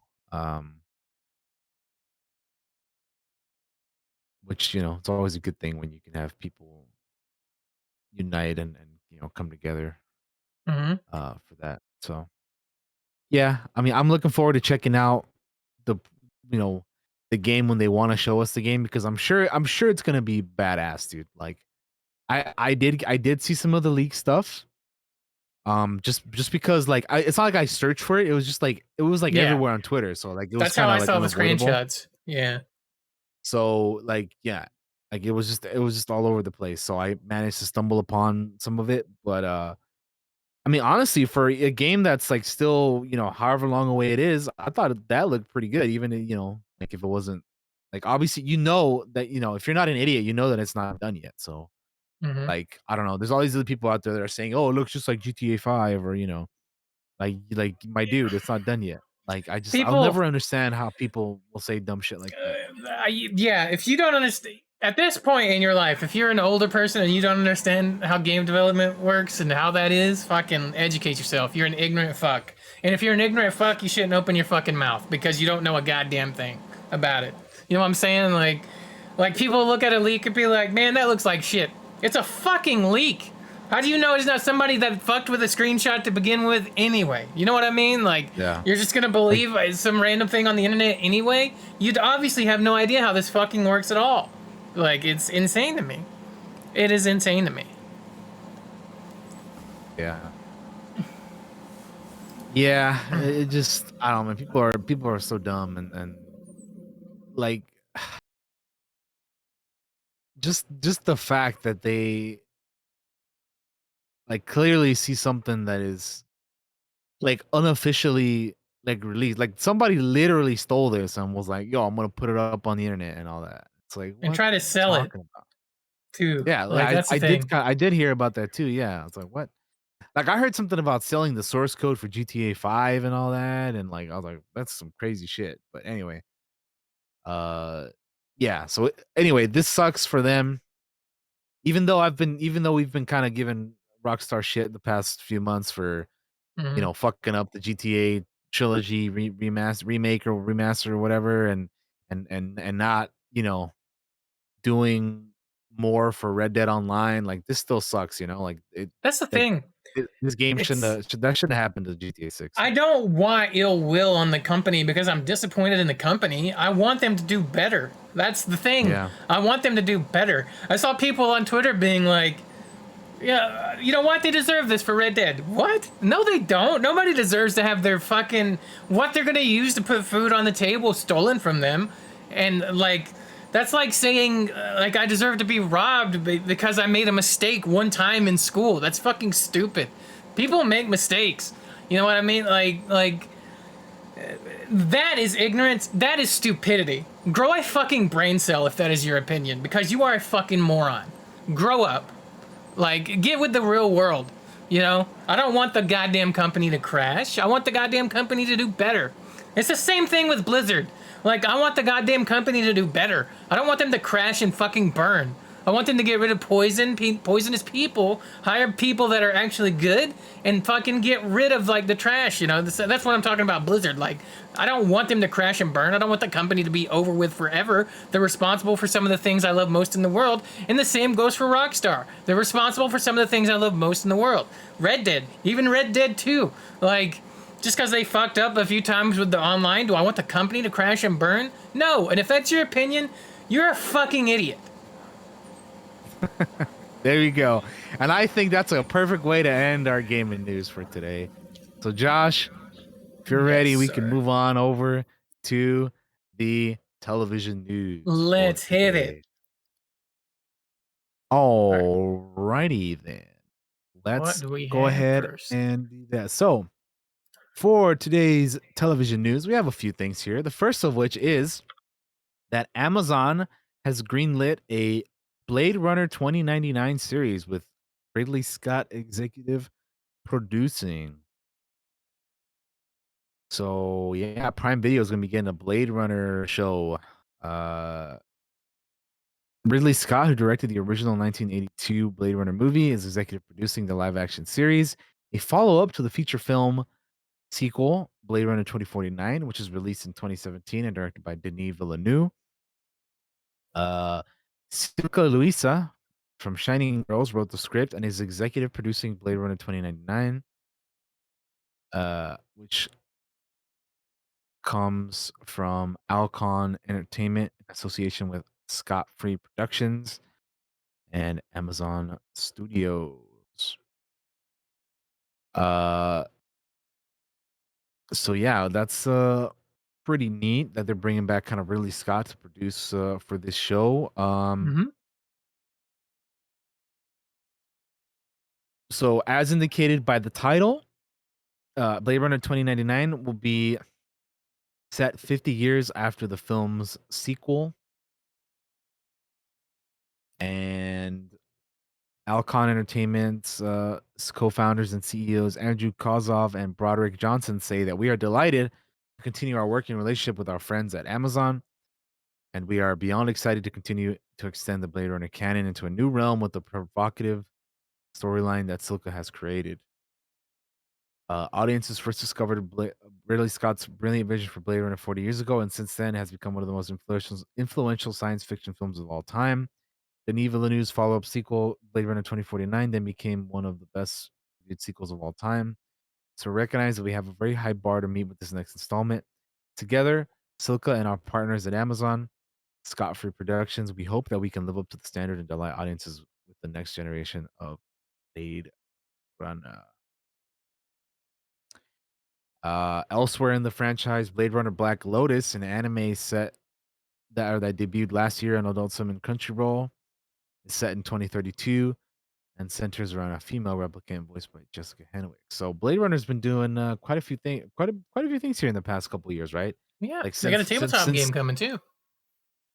yeah, like since 2017 when they came out with the last movie, they obviously I just mentioned the anime, and then now they're doing a live action show, and they got the Josh just talked about the tabletop games. So they've been doing a lot of stuff here. So yeah, that'll be interesting to see how they make this into a show. Because one of my I'm not like the biggest Blade Runner fan, but I do love the universe, and I'm one of the people that prefers the first movie over the second movie. But I like the world, like the universe and the world, like just the world building of it, like just walking around like future cities and that kind of shit. Like I don't know, I just love the look of that. So yeah. I'll definitely be curious to check this out. I'm wondering, I'm since it's 50 years after the movie, it's obviously going to be like way into the future. So I'm very curious to see who they plan on casting and all that. Like just be need to just keep an eye on that because yeah, I don't know. Yeah. We shall see.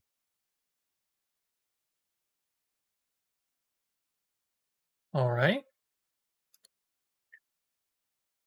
In other news, we have some casting news for Star Wars: The Acolyte. We have here Manny Jacinto is joining the cast of Star Wars: The Acolyte. He'll be joining the series that is led by Amanda Sternberg, Jodie Turner-Smith, and Lee Jung Jae. Uh, According to sources, Sternberg, Jacinto, and Lee will be the three main characters in the series. Uh, so Jacinto is best known for his role in the critically acclaimed NBC sitcom The Good Place, which he starred throughout the show's four-season run. Um, and he has since starred in the Hulu series The Perfect Strangers, Netflix's brand new cherry flavor. And on the film side, he was in movies such as Top Gun Maverick, I Want You Back, and Bad Times at the El Royale. So just we're getting a lot of casting news for this show now, and it's very interesting to see because like anytime we have some of these shows, it's like, all right, they announce it, we have the name for it, you kind of have rumors about who's going to be in it and all that. Then some of the rumors come true, like the Amanda Stenberg one, and now we're slowly getting more casting news. So it's just neat seeing like what they're what they're doing with this. So Yeah. very cool, very cool. Uh, Also joining the series is going to be Charlie Barnett, who is best known for the series Russian Doll, which makes a lot of sense because the showrunner Leslie Headland is the co-creator uh, of Russian Doll as well. So she's bringing him onto this show as well, which is cool. There's no details about who he's gonna play, but they're saying that he'll be a supporting character. He's a supporting role. So yeah, I gotta check out Russian Doll, man. It's on my list, but there's just man, every time I want to check out a TV show, like it's so hard because every other week there's a new show coming out, and it's just like I gotta Right. start this one. I gotta keep up with that, and I haven't even got it's to so check out hard. the Cyberpunk show yet, and I want to. Yeah, I The want to check anime. that out too. But it's so hard, like going back and checking out older shows if you missed out on it, because like there's always new shit coming out, man. It's so tough. But I want to try to do it eventually because I do want to check that out. I've heard great things about Russian Doll, so I do want to check that out.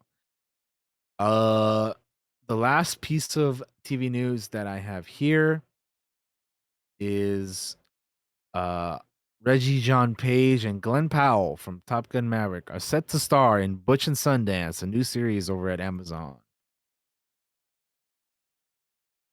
So the series will be executive produced by the Russo brothers under their production banner. Kaz and Ryan Firpo, who recently worked on Marvel's The Eternals, will write. And according to sources, deals for the series are not yet closed and discussions are ongoing. Details are being kept under wraps, but it is known that Page will play Cassidy while Powell will play the Sundance Kid. Both actors will also serve as executive producers on the show in addition to starring. Um, so yeah, there you go. That's Glenn cool. Powell's he's been like on a like ever since Top Gun, he's gonna be in that other aviation movie we talked about. Now he's gonna be in Mm-hmm. this. He's being in a bunch of stuff, man. Oh man, they're And then like, we obviously like that Reggie, guy. He's got charisma, so yeah. they're throwing him and stuff. And then Reggie, obviously Bridgerton, and fucking the Gray Man. He's gonna be in the D&D movie too. So yeah, both of Mm-hmm. these guys are pretty uh like active and involved in a lot of upcoming stuff. So good for them. But yeah, that'll do it for our TV news, Josh. So That's we the can TV news, end it y'all. here. We're Yeah, gonna we can swap end over to it movie news. here. Yes, sir. All right.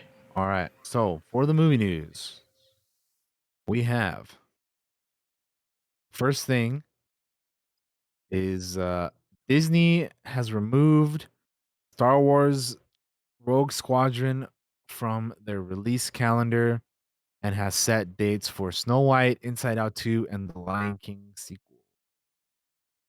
So, in very disappointing news for me to hear, is Same, that they actually. are removing Rogue Squadron from the schedule. The movie has been kind of put on hold indefinitely, which is such a bummer, dude. Especially after like Top Gun Maverick. Like, how cool would it have been to have like a Star Wars version of that? Which basically, Right?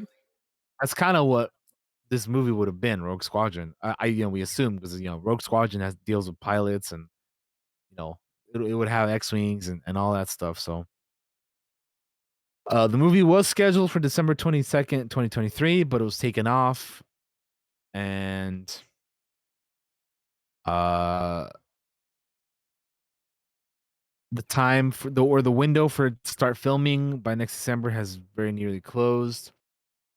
Uh it was delayed in 2021 reportedly due to scheduling conflicts. I know we talked about this in the past as well cuz she was going to be doing like Wonder Woman 3 or whatever. Hmm. So in place, Disney has set dates for Snow White. The Snow White remake, which will be March 22nd, 2024. Inside Out 2, June 14th, 2024. The Lion King sequel, Mufasa, from director Barry Jenkins, July 5th, 2024. Uh, and a bunch of other projects that they have, like Pixar's Elio, March 1st, 2024. Amongst other things, like Haunted Mansion will be coming out August 11th, 2023, instead of March 10th, 2023. An untitled Marvel movie has been pushed from February 16th, 2024 to a new home of September 6th, 2024. But yeah, it's disappointing because Rogue Squadron was supposed to be the first Star Wars movie to be in theaters since 2019's The Rise of Skywalker. Uh, both Disney and Lucasfilm are busy developing separate Star Wars features, one with Taika Waititi, another one with Ryan Johnson, and a third with Marvel chief Kevin Feige. But there's been little to no information about any of those other projects, so it's unclear which of those will be the first to hit theaters. When Patty Jenkins first announced a spinoff in 2020, she evoked the thrill of watching her late father, who served as a fighter pilot in the U.S. military, and referred to Rogue Squadron as her desire to one day making the greatest fighter pilot movie of all time. So there's a bit of information on that. Uh, but yeah, very very disappointing if you ask me. Yeah, that sucks. It really does. That's a real bummer. Next thing we have here is that we have some casting news for actually no. Warner Brothers has announced there's gonna be a Constantine sequel with fucking Keanu Reeves, which I like. Who saw this coming? Like, they're making a sequel to the 2005 Constantine movie with Keanu. Like so long, like we're in 2022. The first movie came out in 2005. Like that was so long ago, man. I know, right? Well, I think Keanu's wanted to do a sequel. He's wanted to do He a sequel has. to this for so long, right? Yeah, I know he So, has. Yeah, but it's just crazy that they like after so long we're finally like, all right, let's just do it. You know. mm-hmm. Especially now that we've had like other versions of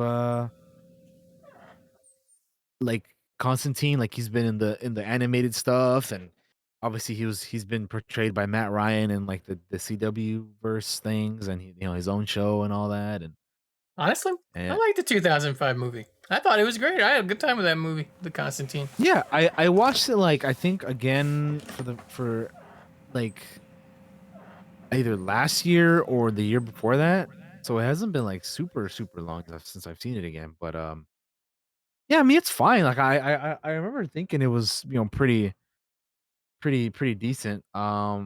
But yeah, it's just a little surprising, right? That they're Mm-hmm. after all this time, they're like, oh, we are gonna be doing a sequel to it. Um, but yeah, so let's see what they have to say. So Akiva Goldsman will write the screenplay, alongside Bad Robot's J.J. Abrams, and Hannah Mangella will be producing. Uh, so 17 years ago, the first movie by Keanu Reeves, based on the DC character, grossed over $200 million worldwide, and it opened a world of potential. Fans have been hot on the sequel, and obviously Keanu's coming back. Um, so yeah, it's honestly, I'd be curious to see what a sequel would even look like that. Like yeah, I thought the Hmm. first one was pretty decent. So shall see, man. Kind of cool news. Also, it kind of came out of nowhere. Like, I mean, it did come out of nowhere It because did. I wasn't It did. expecting Yeah. that at all. Like, there'd been no Yeah. No, I don't rumblings think anybody was. or No. anything like that. So that's cool. Yeah. It's kind of what I was saying. Like who expected that? Like I don't know who did, man. That's kind of nuts to be honest. But anyway, in other DC news, Joker Folie à Deux has cast Jacob Loveland in a key Arkham Asylum role. Uh so rising actor Jacob Loveland has nabbed a key role in the movie, which he will be portraying a I believe somebody who is in Arkham Asylum that develops a relationship with Arthur Fleck. So he's just gonna be like an inmate or whatever that kind of becomes friends with the Joker um, while he's there. So interesting. Cool. Yeah, we'll see, man. There's been a little bit of casting news. Obviously, Lady Gaga as Harley, and Brendan Gleeson and Catherine Keener. So we'll see, man. They are saying that a lot of this movie is going to be taking place in um, Arkham Asylum, though. Yeah, but yeah. So that's a little bit of news for that. Um, what else we got here? This is interesting news to me. Is that Sony has announced a new Karate Kid movie, and they've pushed the release dates of Madam Web and Craven the Hunter. So Sony Pictures has announced the return of the original Karate Kid franchise to the big screen by slating a new release of June 7th, 2024 for the new Karate Kid movie. Uh, the movie does not yet have a synopsis from the studio or a cast or crew attached. But other titles for release have included Madam Web, a movie set in the Spider-Man universe that stars Dakota Johnson and Sydney Sweeney, moving from October 6th, 2023 to February 16th, 2024. Another Spider-Man universe film, the Aaron Taylor Johnson Craven the Hunter movie, is going from October 6th, 2023 to January 13th, 2023. So in the reverse of the other movie, this one is going from October to January. So it's getting pushed up, way up. Which, you know what that tells me? The movie's going to be shit, dude. Because a lot of crappy movies come out in January. So that does not bode well for Craven the Hunter, I think. But anyway, both films will be released in IMAX. Yeah. An untitled Sony and Marvel Universe movie has been slated for July 12th, 2024. Could that maybe be another Spider-Man? We'll see. The Chris Pratt voiced Garfield movie will hit theaters on Memorial Day weekend of May 24th, 2024, shifting from February 16th. So there you have it. So the main reason why I put this in here is because obviously a new Karate Kid movie, like they'd be stupid not to do like a movie with the Cobra Kai cast, right? Yeah. Because what the hell else is this gonna be? It's Like, not going to be why? that because the co-creator said Cobra Kai has no connection to this new movie. Really? So, yes, I posted it in the TV talk and I forgot to put it in the news the other day. But let me scroll up and find it in your Discord here because I put it in here and I thought, oh, that's interesting that it has no connection. Where is So it? then what? Oh man, so they're just like, all right, Cobra Kai's doing well. People like Karate Kid. Let's do a Karate Actually, Kid movie. did I put it in the But movie like, one? Here it what is. the hell is this? What is this movie then? Here, What? I'll give you the link to this.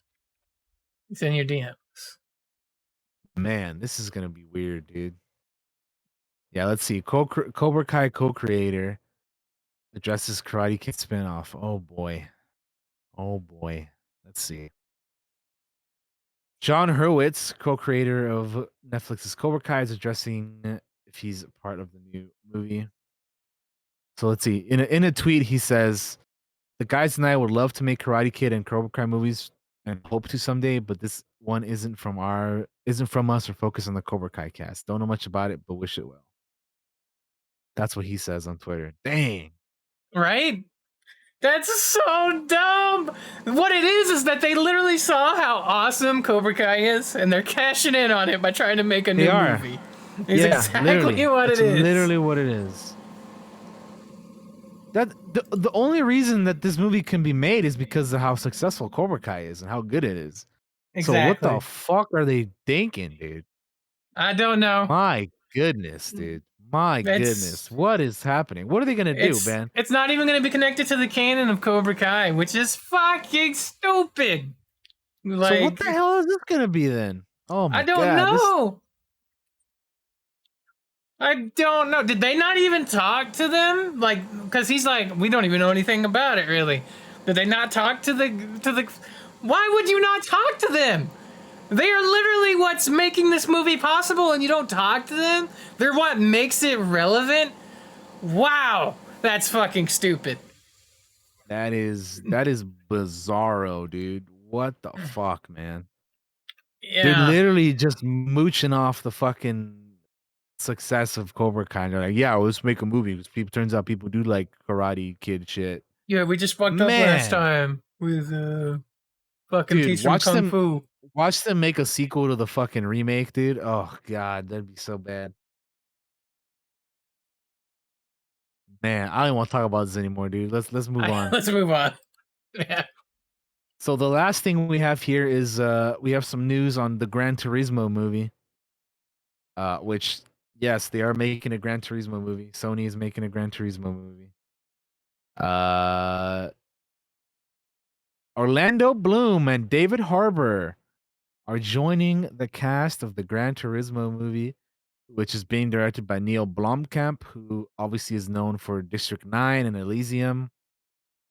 So yeah, he's gonna be directing the movie based off of the best-selling PlayStation video game. David Harbour and rising actor Archie Madekwe are gonna be top-lining the project, but Orlando Bloom is also gonna be the latest actor to be joining in. The script is being written by Jason Hall, who previously did American Sniper, and Zach Balin, who did King Richard. Based on a true story, the project is described as the ultimate wish fulfillment tale of teenage Gran Turismo player whose gaming skills won him a series of Nissan competitions to become an actual professional race car driver. Madekwe is playing the teen, and David Harbour is playing a retired driver who teaches him to drive. Orlando Bloom will be playing a hungry marketing executive who is selling the sport of motor racing and may just believe in its art too. So this movie is slotted for a release date of August 11th, 2023. Yeah, there you go. Well, that's a thing. It's coming. It is, yeah. I feel like this is a thing that I remember was coming out, and then I totally forgot about it until this news broke, and I'm like, oh yeah, that's right. They are making a fucking Gran Turismo movie, huh? Mm-hmm. So yeah, okay. You know, it is what it is, I guess.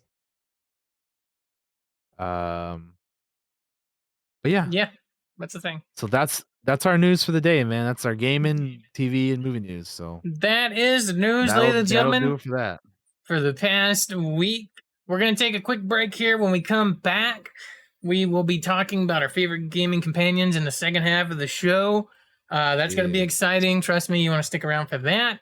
I'll play some music, run some ads, and we'll be right back after this. Do not go anywhere.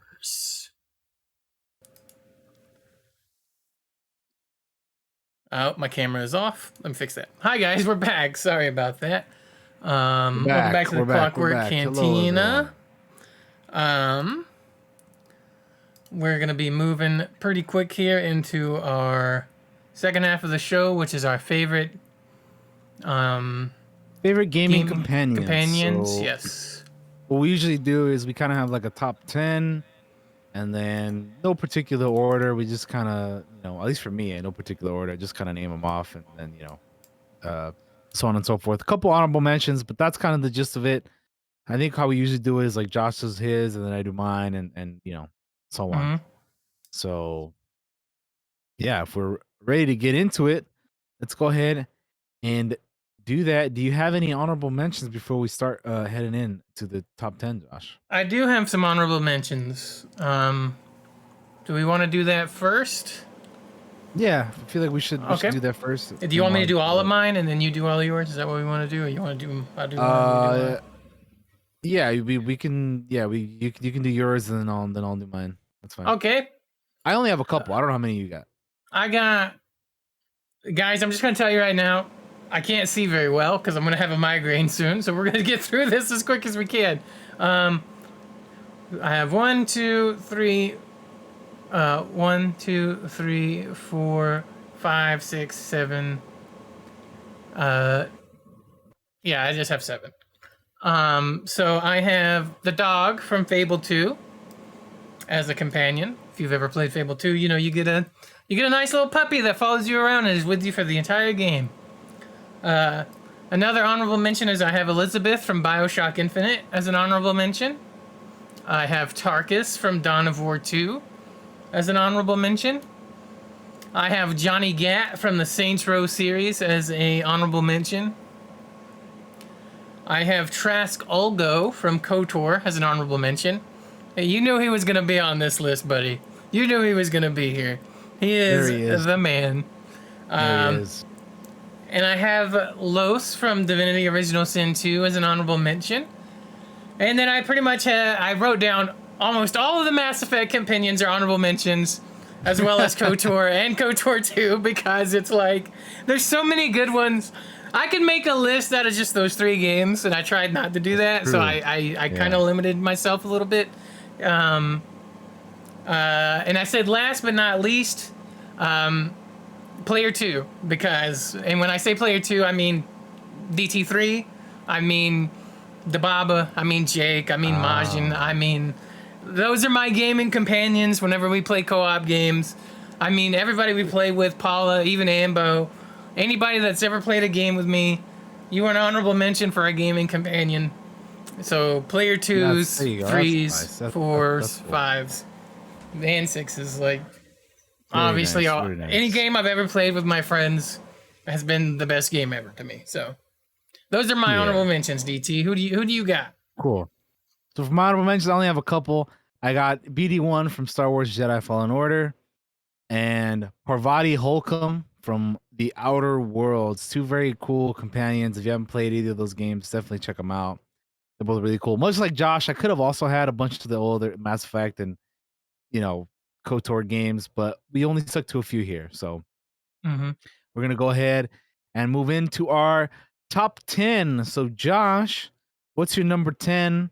Then I'll do mine. So what's yours? I have as my number 10, I have Quiet from Metal Gear Solid, The Phantom Pain. Quiet is a interesting character. Doesn't talk for pretty much the entire game, but she hums and is always kind of there giving you Overwatch from a sniper position. I thought she was a really cool character. Yes, she is a very sexualized character, but she has a lot of depth too. So, number 10, Quiet from The Phantom Pain. Who do you have for your number 10, DT3? My number 10 is I have the homie Joe Barbaro from Mafia 2 because he was a G, man. Oh shit! He was cool, man. He was a true homie to, until the end. If you know what happens in the end of that game, you know what happens. But yeah, man, shout out to Joe Barbaro from Mafia 2. Mafia 2, one of my favorite games of all time. Good guy there. So yeah. Hell yeah, dude. Number 9. Who do you got for your number 9, Josh? Number 9, I have Valerie from Pathfinder Kingmaker. Valerie is a knight. I think she's one of the love interests in the game. She's been blessed by beauty by her god or something like that. She is a really interesting, cool character throughout Pathfinder, Kingmaker. Those of you that know I played it not that long ago, and I fell in love with most of the companions in that game. But Valerie was kind of like my number one. So I went with her. She's really cool. She's a badass warrior. And heavy. That's the thing, is like she's a beauty that's in heavy ass plate armor and carries a shield and is a fucking tank. So she's fucking cool. Damn. How about you, DT? Who you got? So for number 9, I have Ellie from The Last of Us. The first game. I haven't played the second game, but I know she's the main character of that, so we're not even touching any of that stuff. We're just talking about strictly the first game where you play as Joel.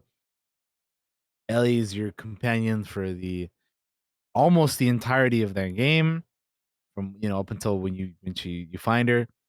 And yeah, she's I think one of the more, like, at least more recent, like, better companion characters in a game. So yeah, Ellie definitely deserves a spot. And yeah, she's I'll put her in here for number 9. Again, definitely, if you haven't played Last of Us, definitely check it out. Fun game. Part 1 just came out recently, so try if you haven't. All right. Number 8. Who is your number 8? So my on number your list, 8 Josh? is I feel like an underrated character named Sagacious Zoo from Jade Empire. That's a name. From those of you that have never played Jade Empire, he is a companion that joins you. And I want to say so much more, but I can't, because going into that character is spoiling Jade Empire if you've never played it. But dude, they are a very interesting character. Sagacious Zoo is. I really wanted to play Jade Empire, but it wouldn't capture on my fucking OBS because it's an older game. It's a bummer. I really wanted to play it though, but yeah, someday maybe.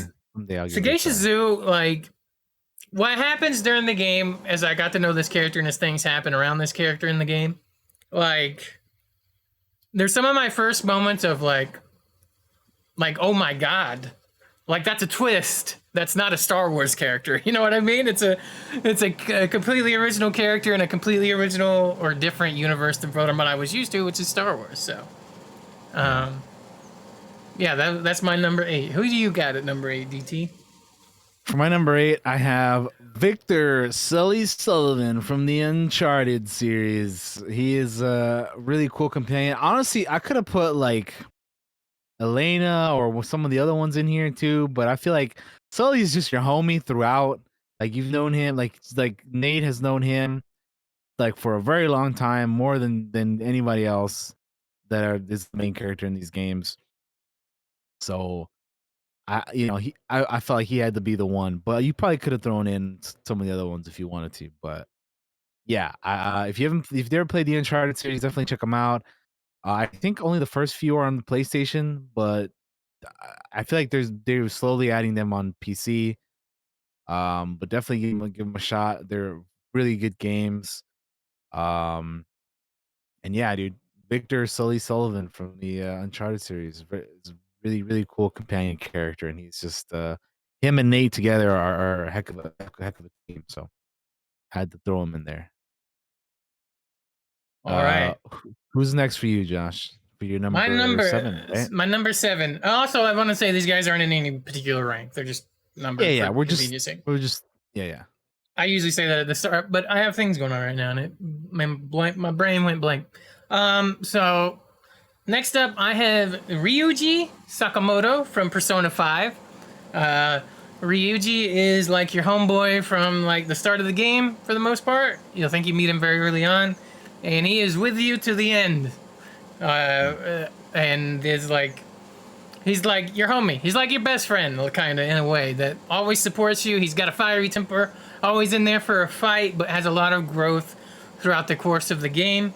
And goes through some shit, man. He's a really interesting character in Persona 5, so had to throw him in here. Hell yeah. How about you, DT? Who do you got at your 7?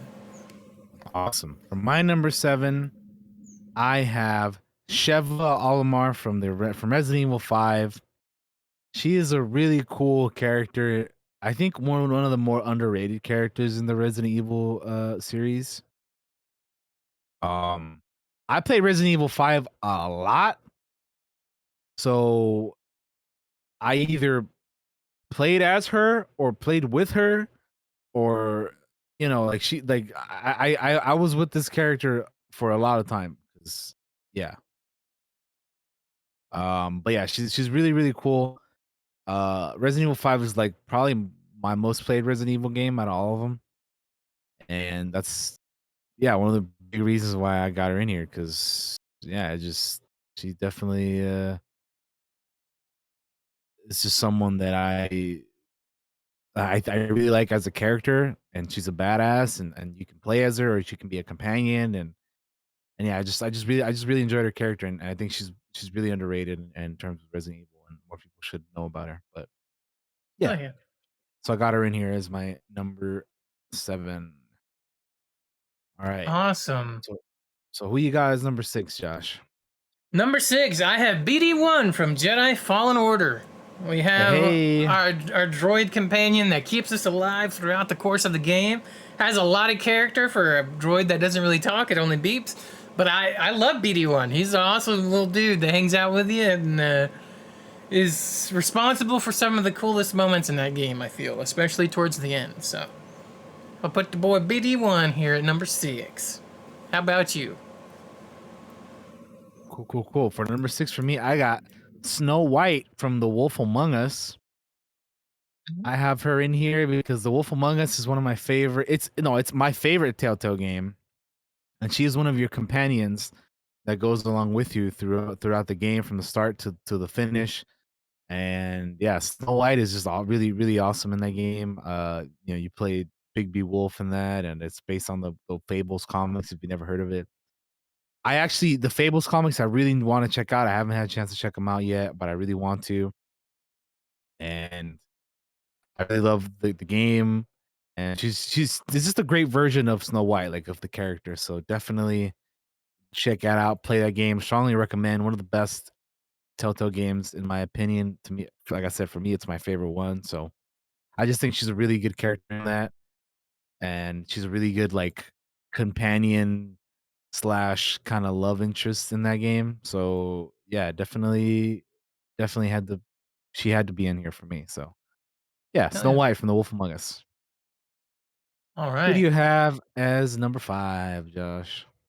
Number 5, I have Crom from Fire Emblem. We talked about him earlier a little bit when we talked about Fire Emblem Engage and you're pulling heroes from the Yep. past. Crom is one of the characters I met with the first Fire Emblem I played.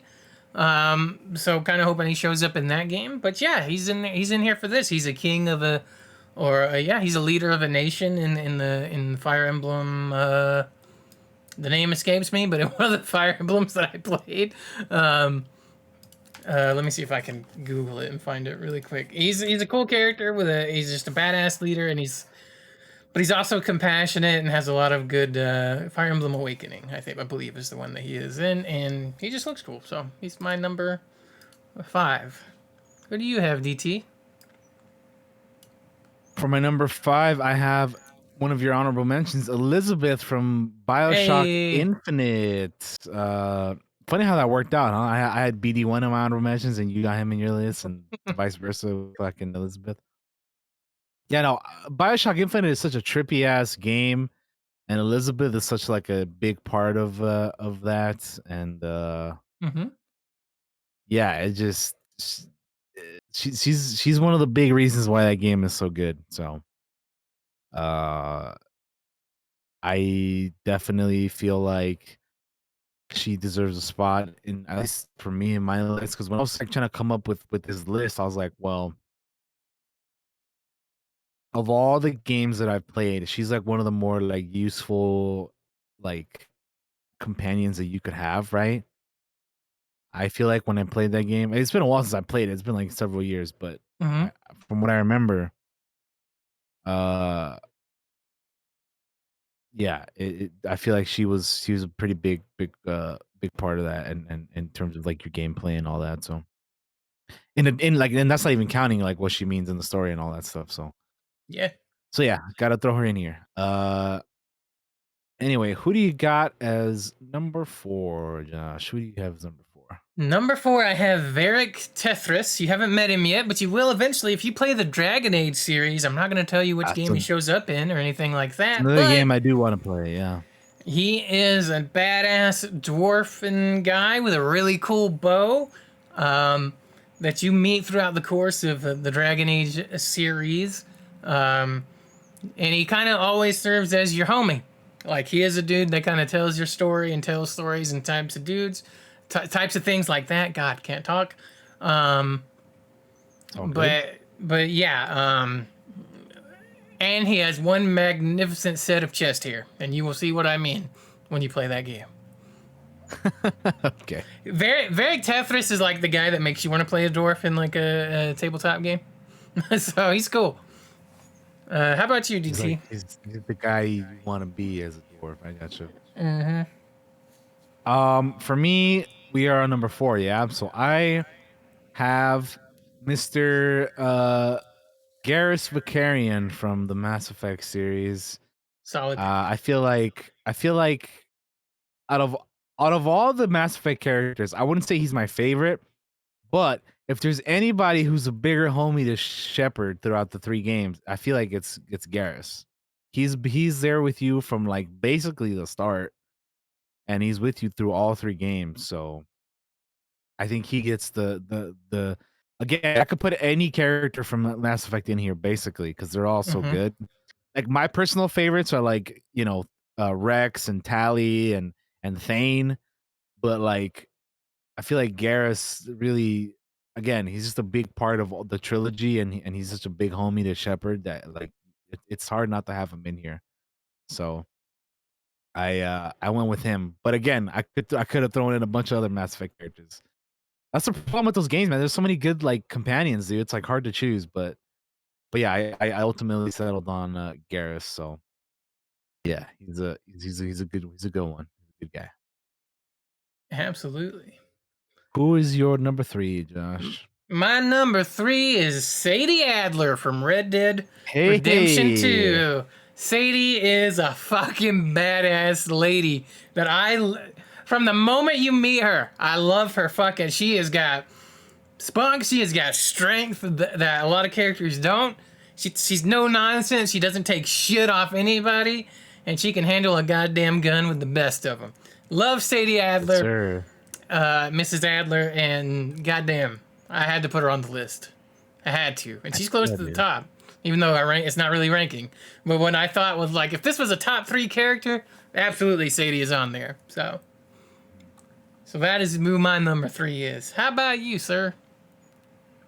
My number 3 is gonna be a character from another BioWare game. The droid HK-47. I was thinking of all the KOTOR companions who I could throw in here because again, I don't want to make it all KOTOR or Mass Effect or from the same game. So I kind of just settled on one from each. Mm-hmm. So I decided on HK for the KOTOR series, and yeah, I mean he's your assassin droid, dude, bro. Like, and he's hilarious and just to this day my favorite droid in all of Star Wars. And yeah, I just love HK, man. I can't wait for the day until they bring back into canon and all that, and he's just such a good companion. Like anytime, whenever you get him, I kind of just like keep him in my like. I'm the type of person that likes to rotate like the companions, kind of depending on what's going on. But man, it's hard to not have Basil and HK. So that's like my go-to in that game. So yeah, HK 47. If the day ever comes where we see a live action HK, bro, man, I'll cry.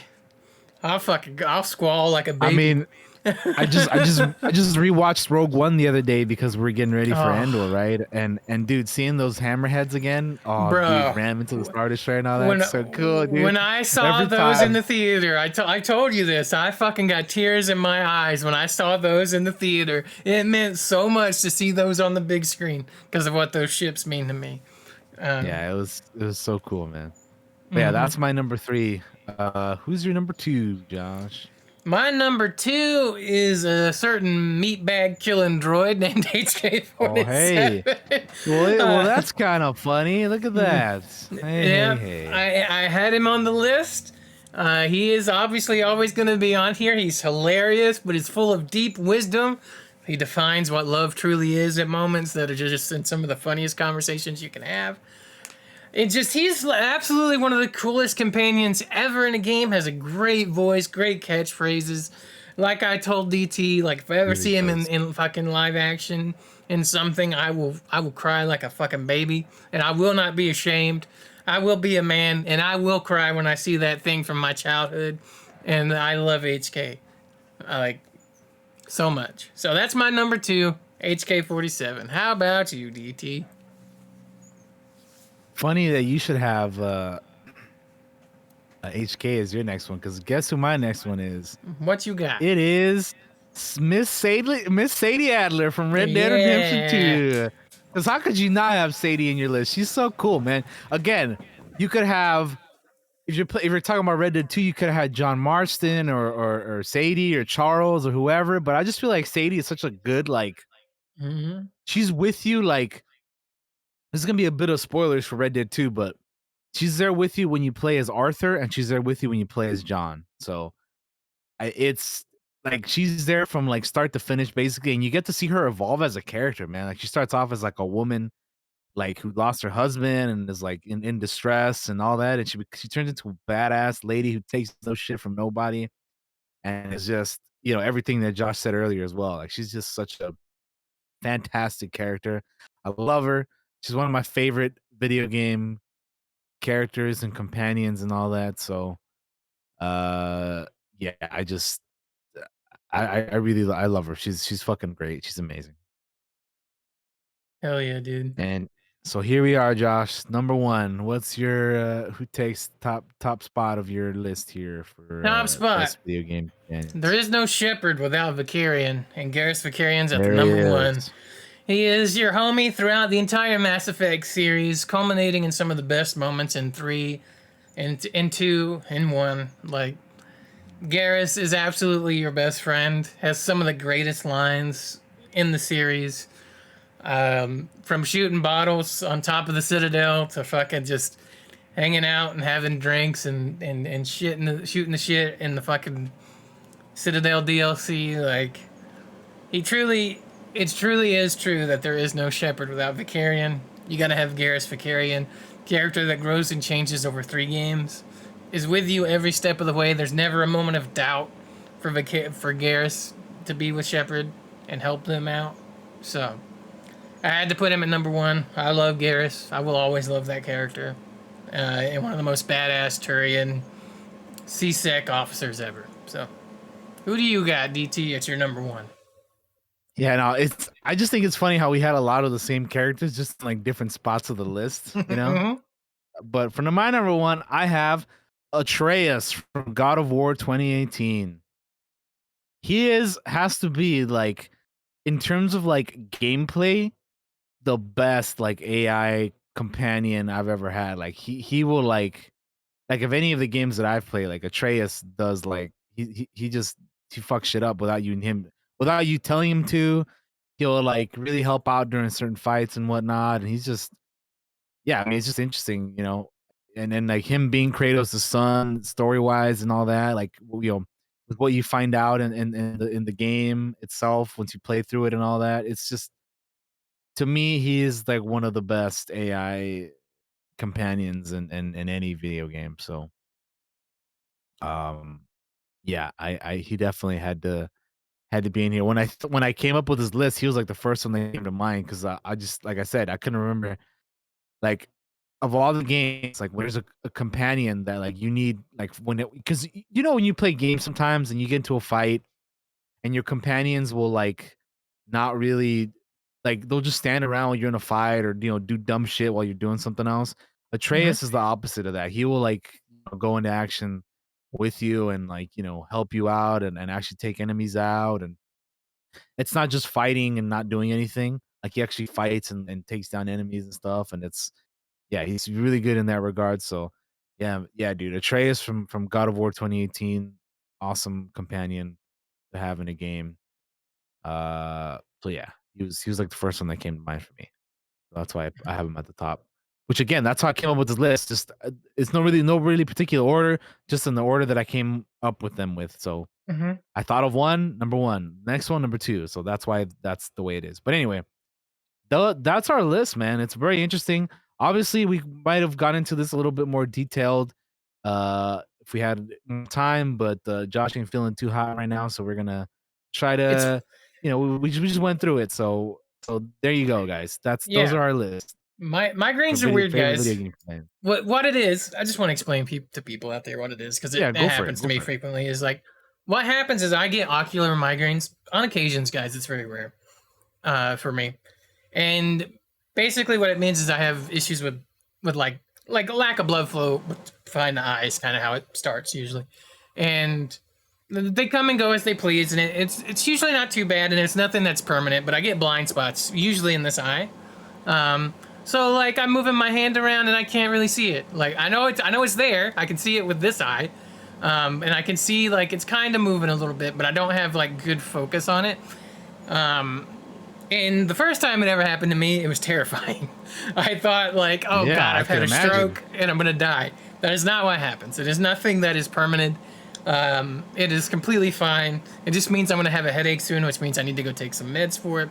But I wanted to finish the show, and I don't want to freak out on streams, and it can be a little freaky outy a little bit. It's a little strange, so I see kind of like flashing colors in it as well. It's not bad. I just will end up closing my eyes a lot and like rubbing them.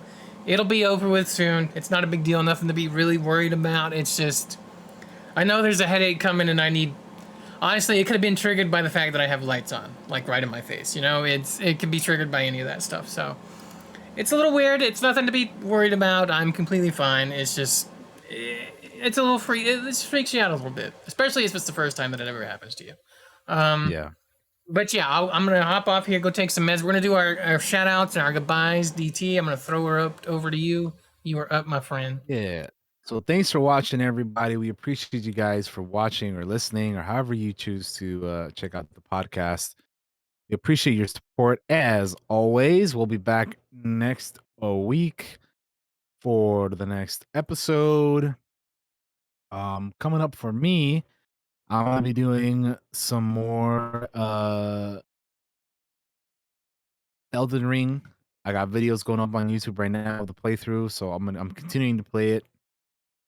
And yeah, it's gonna be it for on stream for the foreseeable future, until we kind of get through it, or I get like I'm like done with the game or whatever. But yeah, I'm excited to play more Fortnite. Maybe on stream. I don't know. Definitely off stream though. But yeah. Thanks for watching. We'll see you guys next time. See you later. Bye-bye. All right, guys, it is my turn to say my goodbyes. I'm gonna get through it as quick as I can. Make sure to check out all the stuff over there. Check out all the links. I make and sell dice. If you want to check out the dice and stuff I make, check out 902 Dice Creations on Instagram. Check out 902 Dice Creations on TikTok. And as well, if you want to buy any of my dice, 902 Dice Creations on Etsy. You can go on there and buy some dice from me and help. And plus, anything I make supports the stream as well. So if you like what DT and I do here on the stream, make sure to follow it. Follow the stream. Make sure to subscribe to DT's YouTube channel if you're watching this on his YouTube. We appreciate all the support that you guys can give us and things of that nature. That is going to do it for this episode. We appreciate you guys. We love you guys. Thank you for supporting us. Sorry for rushing through part 2 a little bit, but the migraine thing is, it's a beast of its own design. If you've ever had one, it is truly a fucking villain sometimes. Yeah. And last, I'm going to shout out the person that followed earlier, Impact's channel. Thank you for the follow, my friend. Appreciate you giving us a follow here on the Josh 902 channel for the Clockwork Cantina. We appreciate you, and we will see you all next week. Take it easy, and bye-bye.